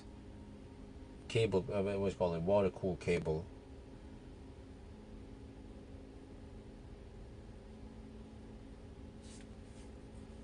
But it's quite impressive that they can keep the cable so cool, because I felt the V2 cables today, they were hot. Felt like it was around 65 degrees, 60 degrees maybe, and they are not actively cooled. Oh, 300 kilowatt on Lucid. Wow, impressive. They're charging at 3C, which is actually what the Model 3 is also charging at. So, well, we will see how flat the curve on the Lucid will be then. Hopefully they have some good battery tech that can take the power.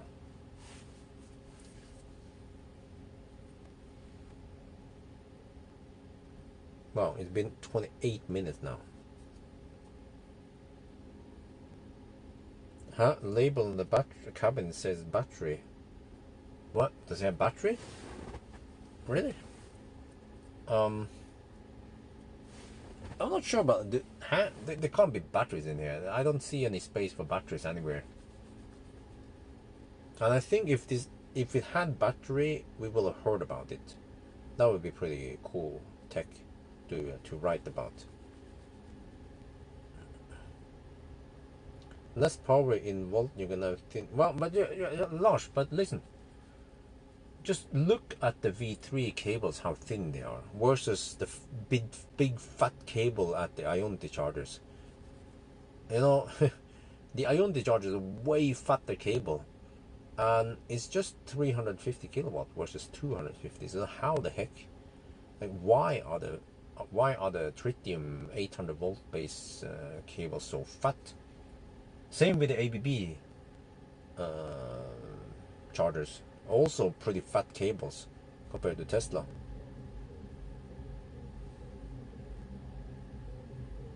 So you would think that, well, but higher voltage means lower, thinner cable. Well, but how can Tesla push 250 kilowatt through this thin cable and still have no problems? And then I heard someone say it. I don't remember when, where, who it was that someone mentioned that. Yeah, but the 800 volt based system needs better insulation between the cables. Otherwise, you have, I don't know what problems you get with high voltage. You need better separation of each wire or some shit.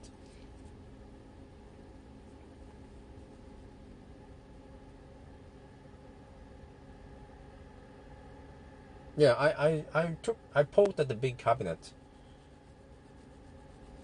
but what am I looking for then at the big cabinet?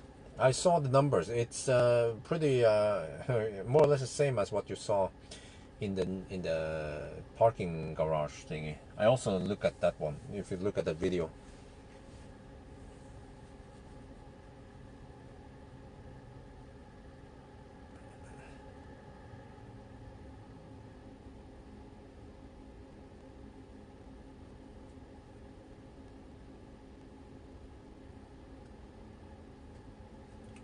Wait.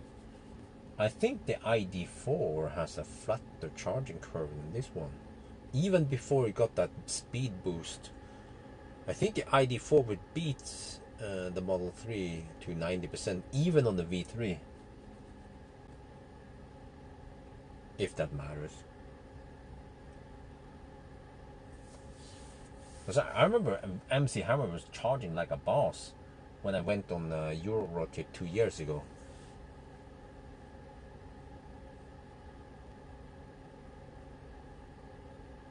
Yeah, 200. Yeah, I agree.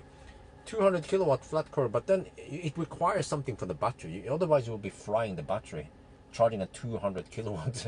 Like, you can't do that with a 50 kilowatt hour battery unless the battery tech gets a giant leap.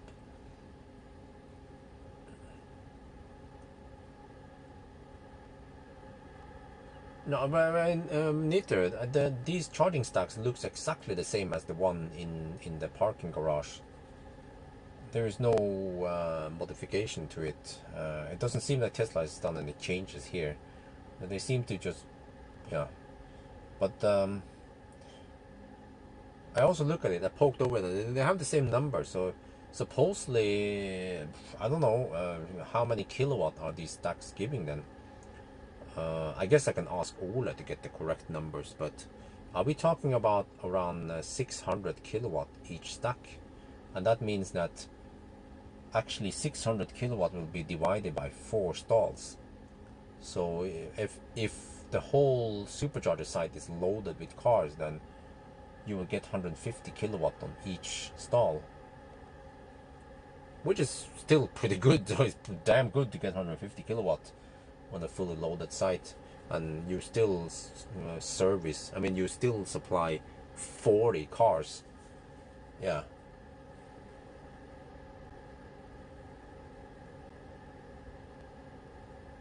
But that's also an interesting discussion that with Chem Power and actually Tesla and Delta. Yeah, Delta chargers will also split. Yeah, and also Alpitronic or hyperchargers. Hypercharger, yeah, the ones I mentioned, they split it, but Kempower is doing the best split between cars. But then I don't know how segmented Teslas are, the V3s and the V2s.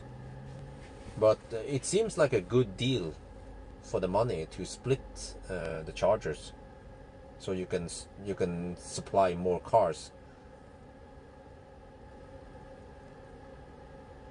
Like, you know, one actual case here at Alvdal, at the hypercharger at Alvdal, you know, the Fortum charger. I saw that it was an e-Niro and I don't remember. It was e-Niro and something that could take the high power charger. They were splitting on the 150 kilowatt.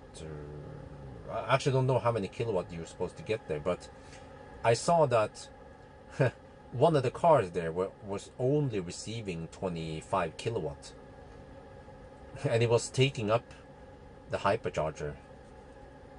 Could have moved over to the 50 kilowatt or just leave, but yeah. So you're not utilizing the possible juice there.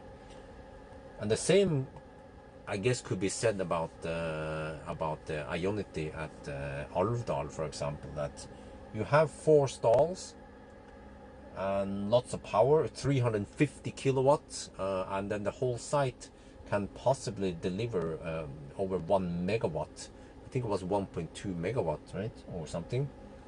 But then in most cases it's only sucking around 100 kilowatts maybe on each stall. 150, let's say 150 kilowatt on each stall only.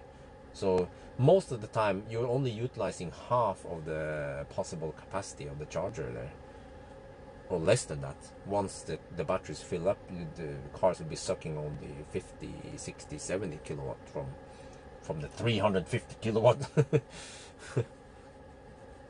So we're just gonna bad utilization of the resources. Are we done yet? Shit, 36 minutes. Yeah, I remember 36 minutes is what it took for the classic one to reach 90%. But bear in mind that we have more energy here. So 83% here. Let me see.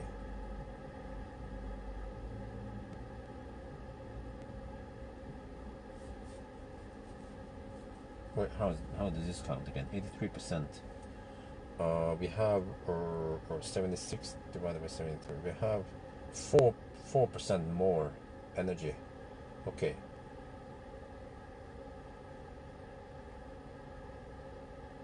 Equals to 86%. Yeah, it's close, but it's still slower.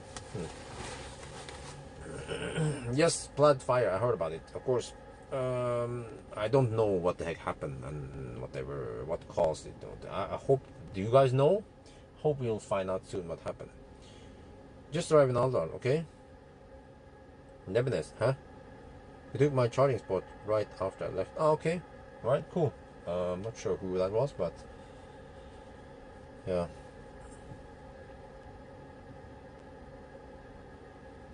I'm pretty sure the ID4 would be faster than 90%. I don't remember the ID4 time, but yeah, let's put this one up against ID4 since it's just happened to be 82 kilowatt hour pack. Wait, or should I compare it against the classic one?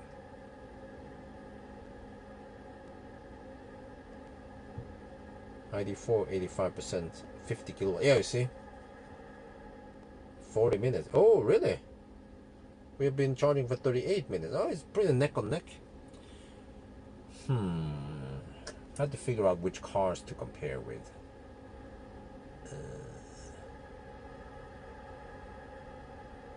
Oh, he's doing some weird cooling noises.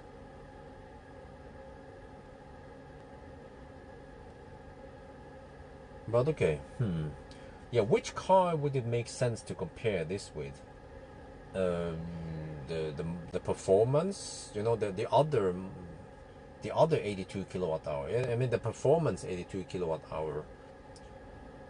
that one would be interesting, because then we can compare if Tesla has improved the speed or not. It seems like they have. Yeah. And then what? What about the third car? ID4 or the classic Tesla Model 3?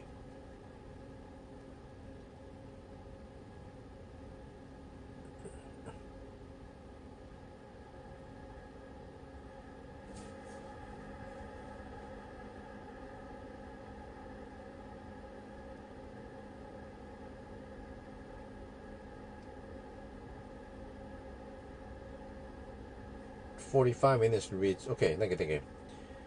Okay, so 45 minutes. Let's see if we can reach 90% in 5 minutes. Is that gonna happen? Wow, 40 kilowatt. Oh shit, that's not gonna happen.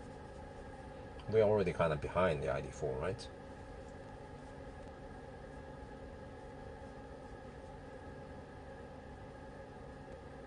Yeah, I remember the ID4 had nice and flat charging curve. And also the ID4 didn't have to waste energy heating up the battery every time I plug in 50 kilowatts. I would get 45, roughly 40, 44, 45 in the low end, and then it would peak at 48, 49 or something towards the end. So it was okay at 50 kilowatt fast chargers.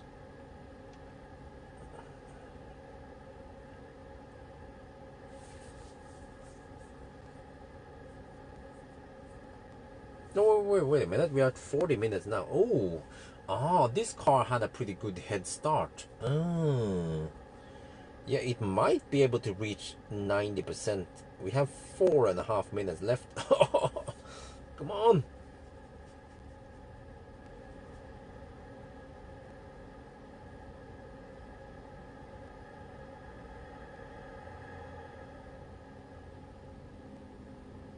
Yeah, I might compare it to the classic Model 3. So I just have three truck cars side by side again. With three of these, yeah.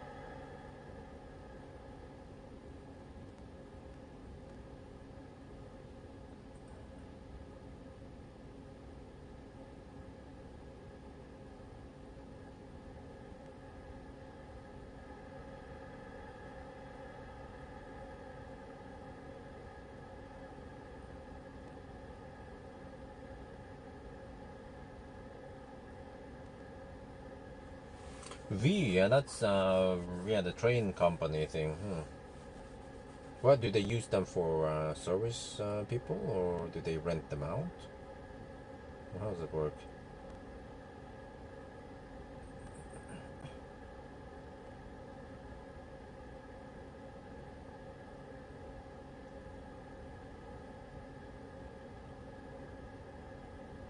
Oh, the ID4 finished within 45 minutes. What about this one?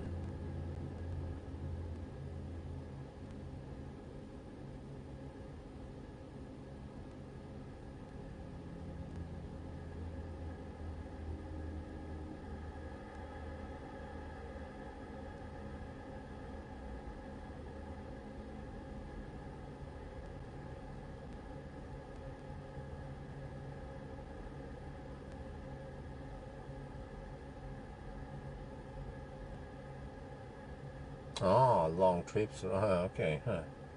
Well, it seems like people are into car rentals nowadays rather than owning cars. Oh, is he gonna be there before? Oh, in 1.5 minutes. I think the ID4 might beat Tesla right in the finish line.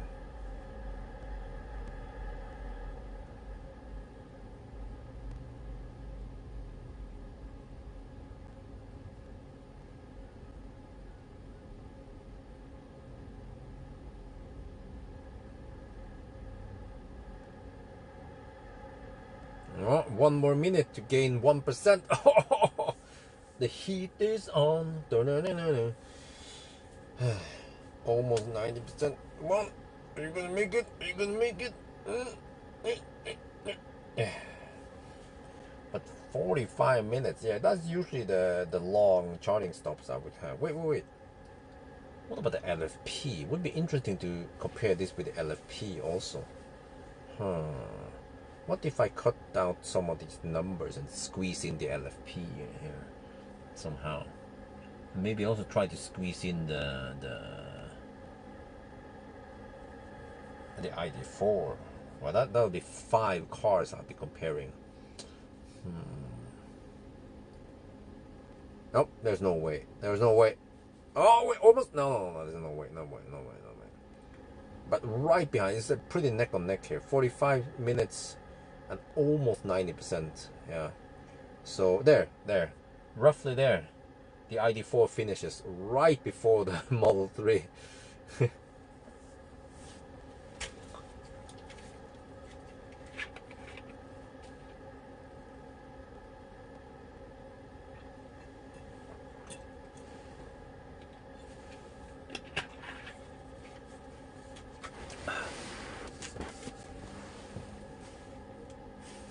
89.9.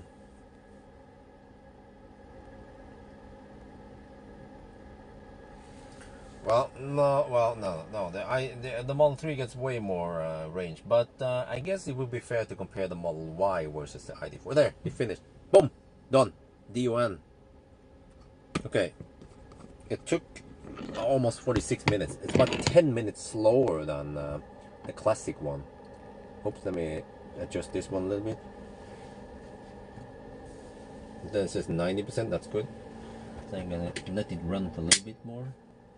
Then I take down the shaft and I get ready to leave. Okay, and then I stop this one, poof. And then I need to share it.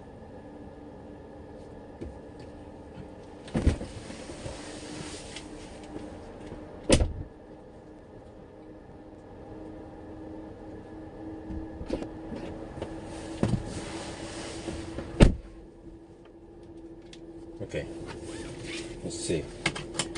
And then, I guess this one is charged enough now.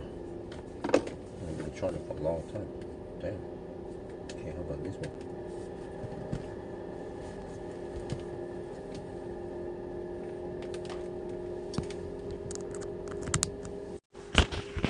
So yeah, it's not that fast to charge to 90%, but I guess it will do its work to Arctic Circle, since we only need to charge to about 50% anyway.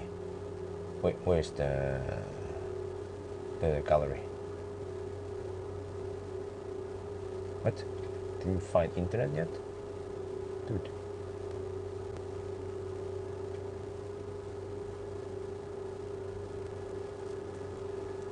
Oh, there, I found it. Okay, let's go. It's uploading. Okay, good. So yeah, that's the end of the test. Okay, you know what I want to see is if the charging speed has been improved since winter. So for the past 6 months, if they have improved it or not. I think they did, right? So we can just hope that they will improve it even further. Okay, let me just try. I have to train this. If I go something like this, whoosh, down here, whoosh. So if I would do this in 1,000 kilometer challenge, I would just hammer down here instead of going the other way, because that one is semi-slow. But this one, it's a 60 zone at least for not too long, and then you go back to the highway. So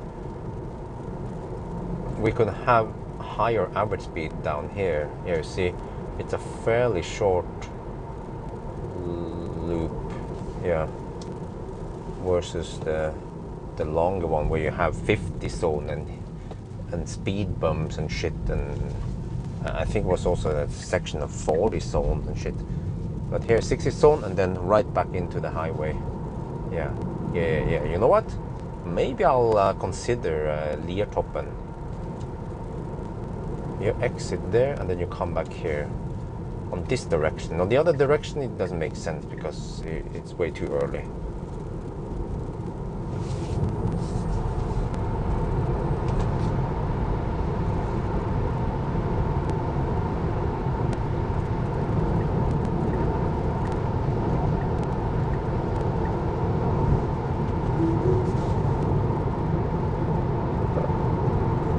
Oh, they have trailer hitch also. Okay, cool.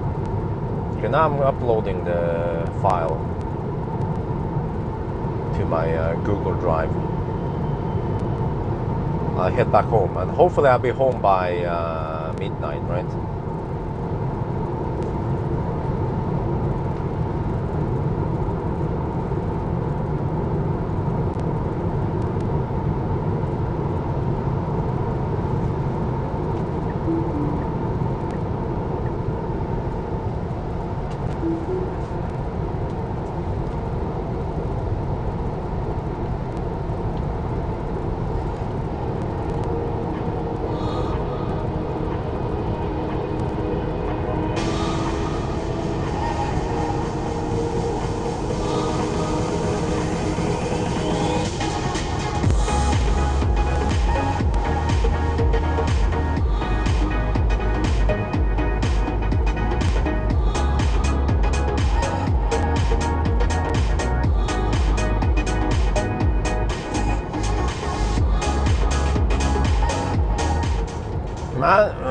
I realize I kind of need to clean the car because it's a bit dirty. Well, I mean, it's full of bugs. And it's easier to get rid of them now than tomorrow because they'll be drying out and baking in the garage. Which means that I need to at least rinse the car, but I don't feel like going to U-wash. But maybe at least Circle K.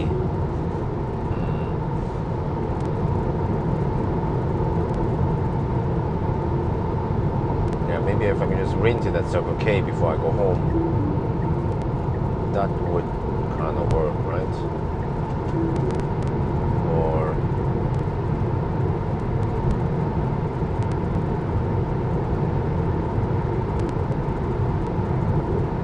yeah, maybe I'll do that. A quick run.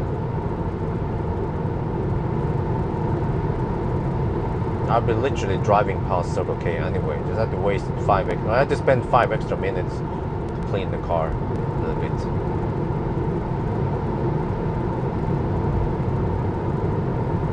Wait, well, I could do it tomorrow in front of the house. Yeah, maybe I'll do that. Because I have to clean the other Model 3 also. It's been standing out quite a while now. Just take both of them in one go in the daytime.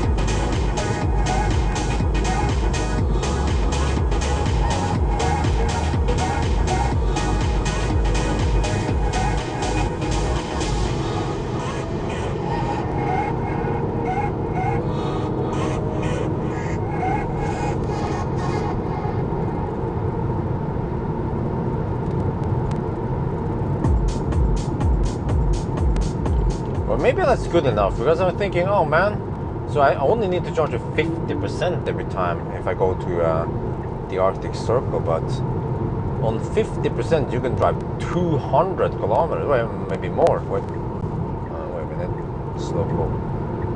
Yeah, on 50% I think you can go 220 kilometers, and I probably want to stop at least just a little bit, stop for about 10-15 minutes every 200 kilometers, because it will take usually 3 hours something, 2.5-3 hours to drive 200 kilometers in Norway, through Norway.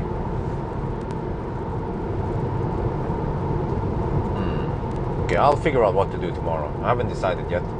It might be 1,000 kilometer challenge, or it might be the Arctic Circle trip.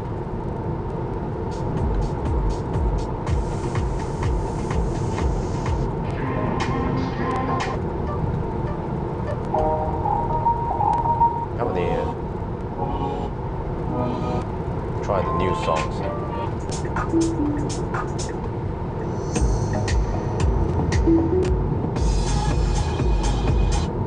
Where are the new ones? I copied some new ones over here.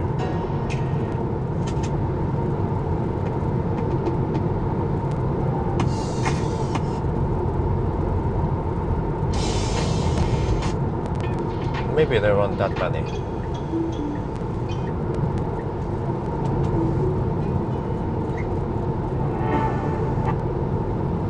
Yeah, I think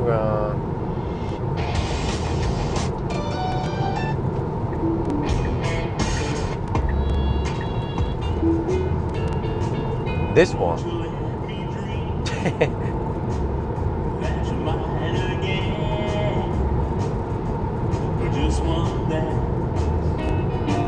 So let my blue heart pretend I'm just a fool, and I can't get over you. Sound like Elvis Presley. If my dreams can't come true, I know you remember what we used to have. You wanna throw that all away. How it makes me feel so sad. Won't you let me dream? Oh, what else can I do? Won't you let me dream? If my dreams can't come true.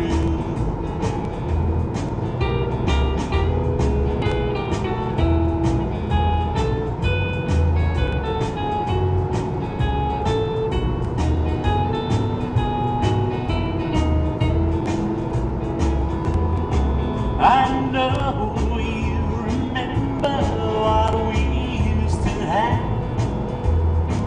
You wanna throw that all away. How it makes me feel so sad. Won't you let me dream? What else can I do? Won't you let me dream? If my dreams can't come true.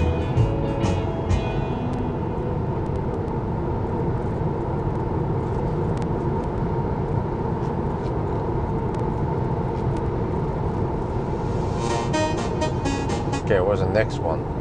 Did they have any new ones? No?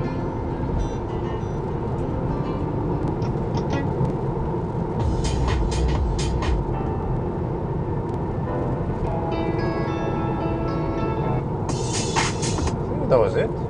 All the other ones are pretty old. Yeah.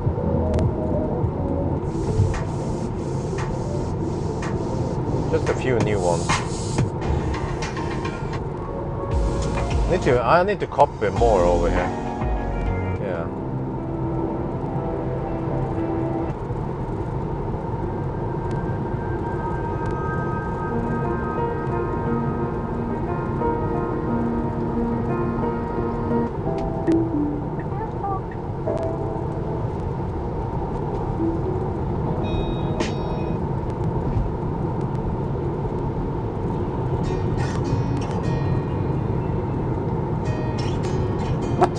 People walking over here.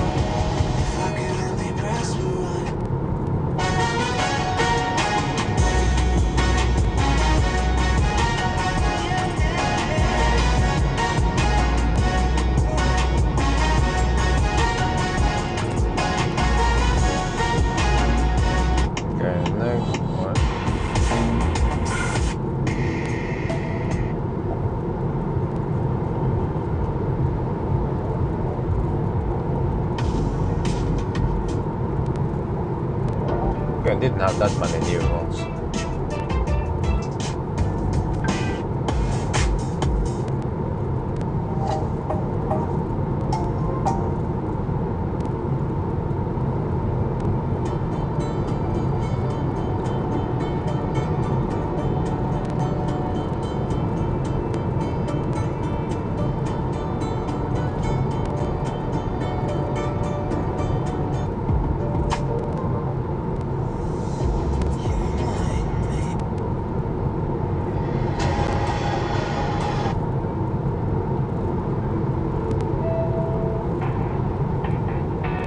Is it? That's the last one in the folder.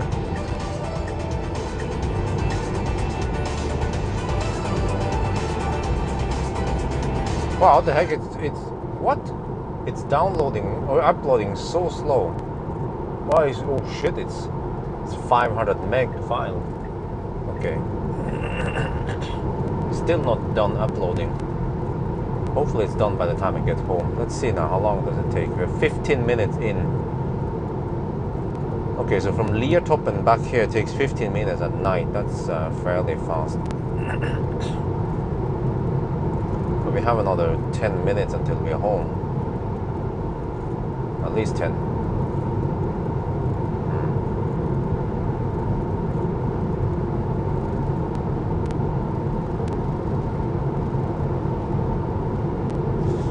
Well, okay. So, yeah, I guess I'll be ending the live stream soon.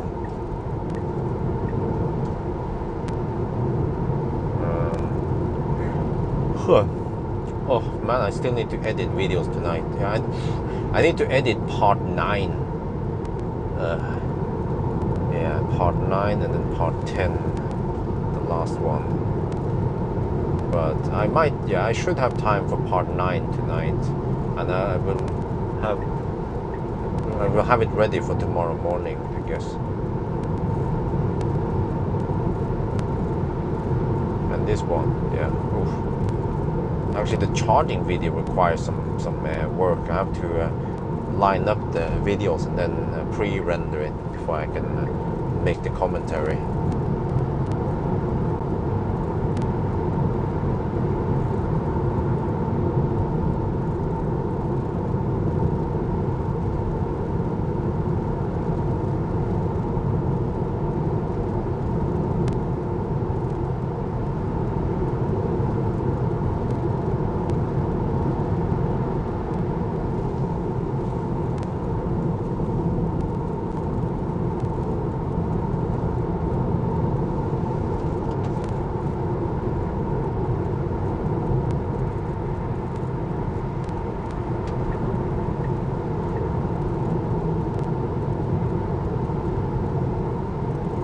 Well, there's low traffic. Well, I have to say that.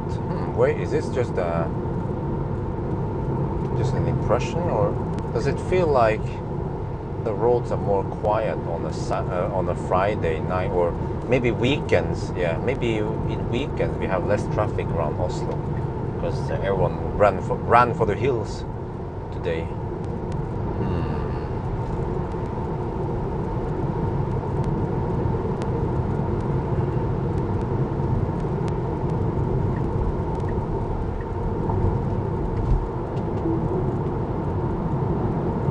Be delayed, what? Oh.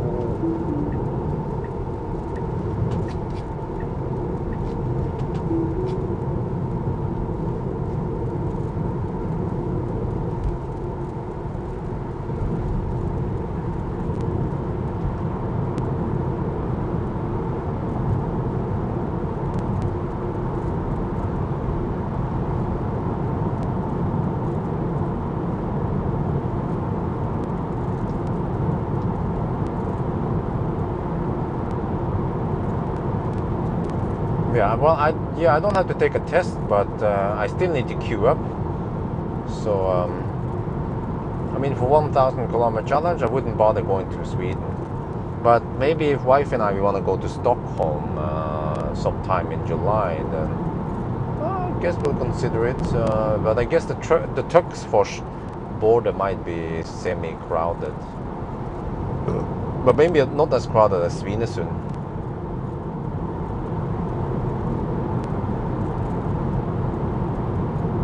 You probably muted yourself. Well, okay, actually I can't tell him. He won't hear me. Someone needs to type to him that he probably accidentally muted the audio or something.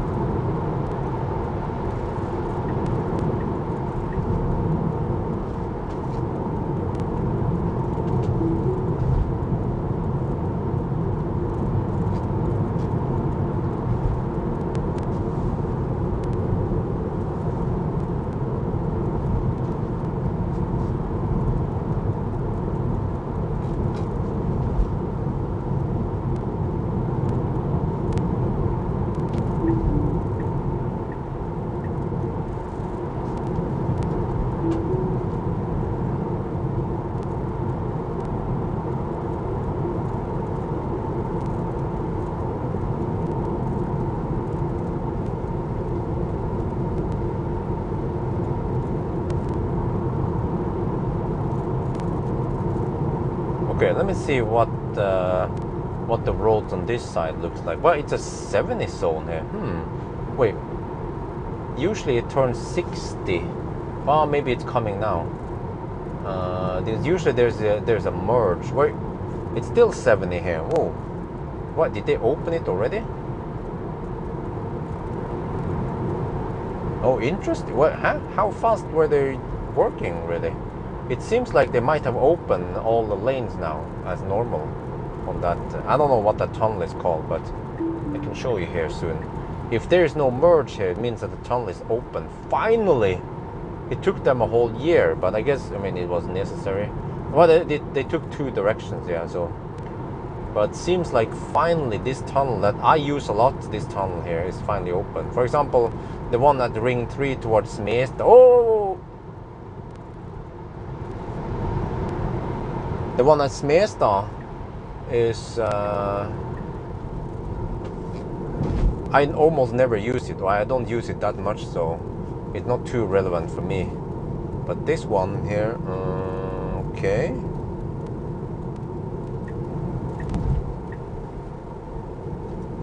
I use it a lot. These tunnels, I use them a lot to get to a city or driving past, or yeah. Also, Bryntunnelen, I don't use it that much compared to this one. I think it's called. Oh, I think this one is called Vålerenga-tunnelen, right?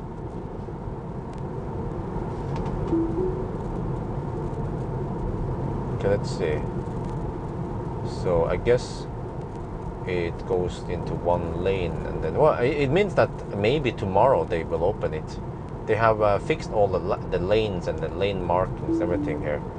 They are probably just finalizing the concrete blocks, and they want to do it at night with less traffic, which means that tomorrow, you see over here, yeah, there you see here, yeah, they're almost done with the concrete blocks now, or is it? They are just fixing that part. Oh, okay, yeah. I bet they will finish during the night. Oh, shit. Yeah. So maybe from tomorrow we won't have any merged again anymore here, finally.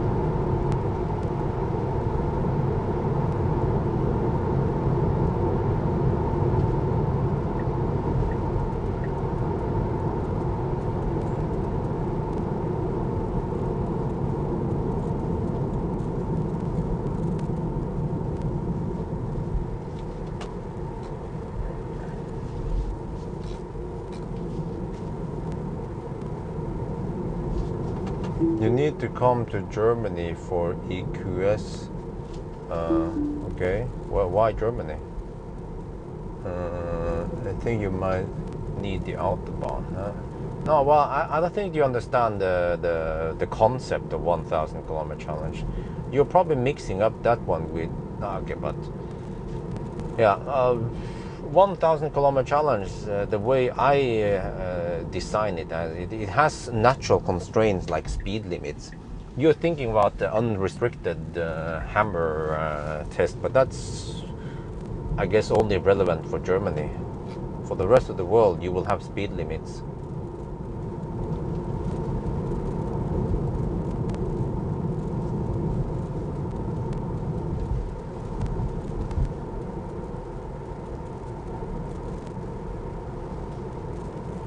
Wait, why are these lights not lit up? Just like in the neighborhood, they didn't lit up the lights at night. Maybe they're saving money now in summer. There's another one-night bandit. We have many of those one-night cars around Norway. I would notice if one side of the headlight was out. These guys, these clowns, just drive around not noticing anything.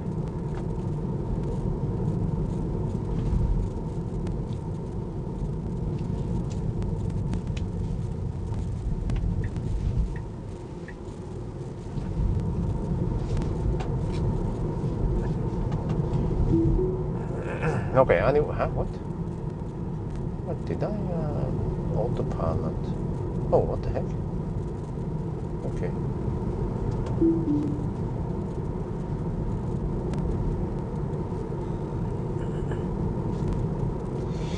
Well, okay, well, huh? It's still not done uploading the file. Okay, well, it will finish soon, anyway. Let's see, how long did it take? 26 minutes. Well, okay, we're still not home yet, but almost 30 minutes. Yeah, next time, though, I'll consider going to Center and Pehus instead. It costs a little bit of money there, but around 5-6 euros, if I remember correctly. And I need about 1 hour. Yeah, 1 hour total. Should be fine. But when is next time, right? Next time I will test charging a Tesla. For example, Millennium Falcon, no need to charge on V3. Yeah, I actually don't test charging Tesla too often when I think about it.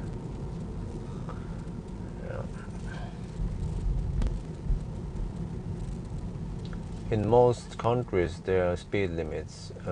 I want to know real world consumption and not consumption at... Yeah, exactly. So in the 1,000 kilometer challenge, I try to cruise at 120 to 130-ish kilometers per hour, which is more realistic in many countries. Well, we can list Belgium, Netherlands, Denmark, Norway, even Sweden, parts of Sweden at least, France, Italy, Austria, Switzerland. Yeah, so many of these countries, they only allow you to cruise around 120, 130 anyway. So 150 or 170 kilometers per hour is not too relevant. Here is the Model 3, by the way, the China car. He's kind of dirty. Damn, look at that dust. Holy shit, I need to clean him tomorrow. I just realized how dusty he is right now. Well, I actually haven't given it a name. It's just, these cars, they don't have any names. Oh, okay. Why is that guy leaving at midnight?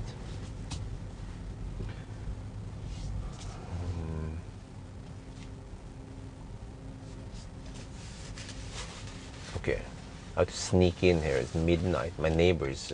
well, actually, no, she's not asleep yet. Or is she? Okay, but oh, it's finally great to get rid of the EQ. No, the GTX. Yeah, so I can have the garage for Teslas again. I always find it a little bit cumbersome to park the GTX and then to plug in on the right side. The charge port is on the right side, which is the wrong side. Whereas this one has the charge port on the left side with the right side.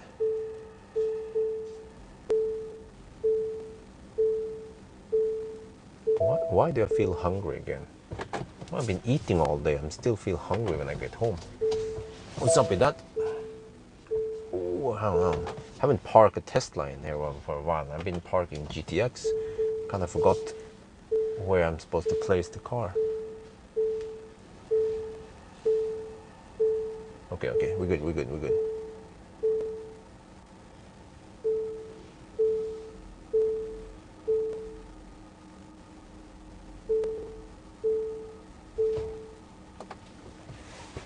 All right.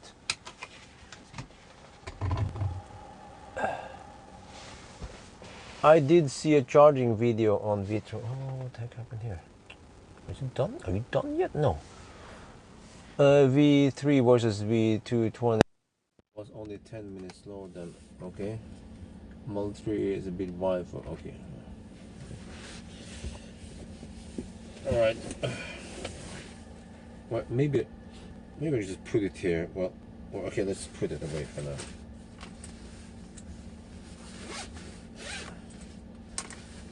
What? Huh? Why would you call it food? It's just no. I'm just hungry. You know, just have normal diet like most people. They eat breakfast, they eat lunch, they eat dinner, right? I mean, don't you have shit like that?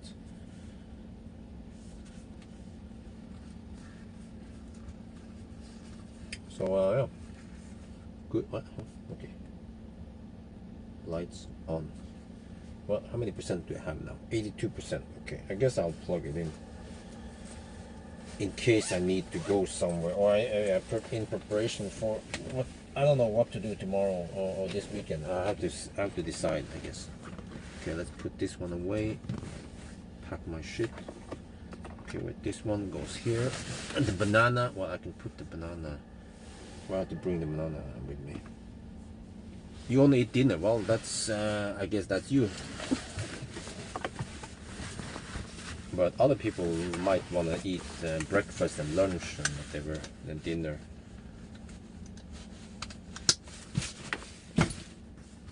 And I didn't really have proper dinner today. I just had some bread because the test took the time, and I couldn't sit and didn't have time to sit and eat because then I would be even late.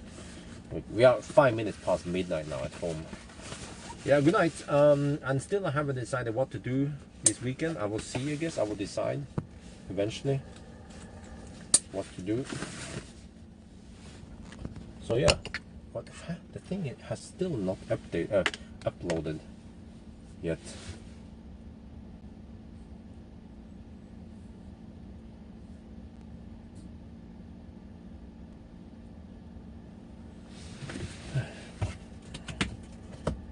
Yeah, what did I eat today? I didn't have any breakfast. I had, oh, what the heck? I ate 2 slices of bread when I was charging the first time. No, I had 3 slices of bread when I was charging the first time. Yeah, and some shell buns. And then on the after the long ass 6-hour test, I had 2 slices of bread and another bun. And then on the third, before I left Lebanon, I bought 2 bananas. So today I ate 5 slices of bread, 3 buns, and 2 bananas. So I guess that makes me a food wreck, right? But anyway, are we still not done with the uploading? What? Is it stuck? It's stuck at 402 megabyte. Come on. I need to upload the video before I leave the car.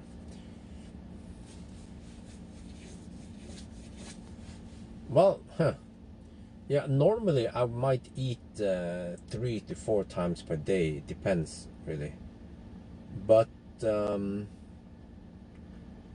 actually, when I was on a trip with wifey, many times we would skip breakfast. Or sometimes we would skip breakfast, and we will only have a semi-late. Should have had a burger. Well, I don't feel like having burgers. Burgers might give me shit. But what the heck? Is the upload stuck? It's stuck at 402 megabytes. Man, I kind of need that file. I can bring the thing with me inside. But yeah, many times when we were on the trip, we would skip breakfast, eat a late breakfast lunch thing around noon, or sometimes we had the first meal at 2. Let's say, yeah, like that one when we went to eat at the sushi store place, Shin Sushi. That would be usually around 1 or 2 in the afternoon. That would be our first meal, and then we will do some activities, and then we will have the second meal around 7 or 8, like that crab house, no, the tapas thing, the king crab, and that's it. We only ate twice per day, but it was fairly big meals. And then, but then the days when I traveled back, I would wake up in the morning and go to eat breakfast at the hotel, and I will always go for the smoked salmon because I love smoked salmon, and I know it's semi-expensive compared to ham or cheese or the other stuff, and I like the salmon, yeah. And you get the omega-3 from it. But so I will eat around 10 roughly. And then, but wifey would skip breakfast, and then we will eat lunch together, maybe around, first charging stop would be roughly around noon. No, not noon. First charging stop would usually be around 2 or 3 in the afternoon. So she gets a pretty late breakfast. And then we have dinner together. So then I eat 3 times per day. So, but at home I tend to eat more because we have food ready and we're not traveling anywhere. But then at home I do some weird food schedule. Okay, this is getting annoying because the file is not uploading. It's stuck. Seems like. Why is it stuck?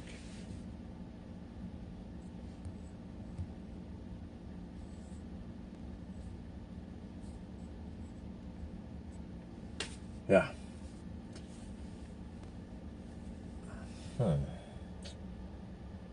Okay, I guess I'll bring the phone with me and it will connect to the Wi-Fi inside the house. If it doesn't work, I can always copy it manually, but I prefer using the cloud. It's easier. Yeah, it seems to be stuck now. It's stuck at 95% roughly, and it can't finish. What? Okay, whatever. Let me bring this one with me then. Man, too lazy to bring that one with me. Okay, let's do it. Okay. But anyway, guys, I think I have to leave. It's getting late. I need to do some shit. I need to edit as usual. It was a nice run today for the money. Oh, they gave me a bag. Okay, so that's. I can use this bag for something. I'm not throw it away. Yeah, so that's gonna be it, guys. Thank you for joining me in the live stream, and we will see each other tomorrow for some more action. I haven't decided what to do, but yeah. Let me plug it in. I'm gonna do some stuff here before I forget. It's just too many hands.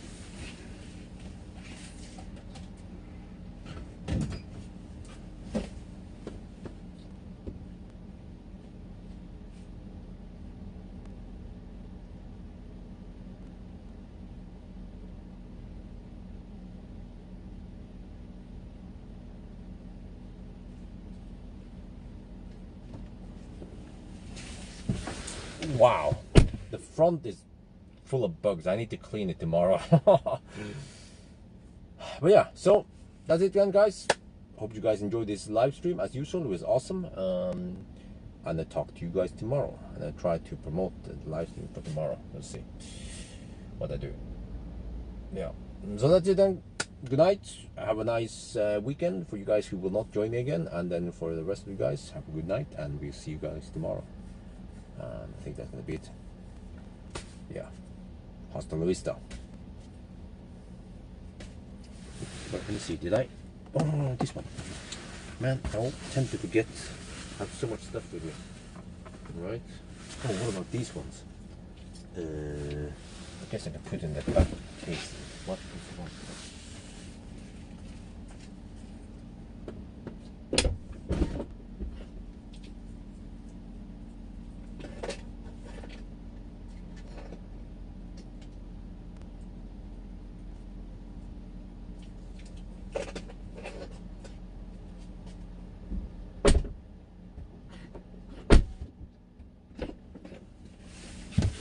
Yeah, so anyway, guys,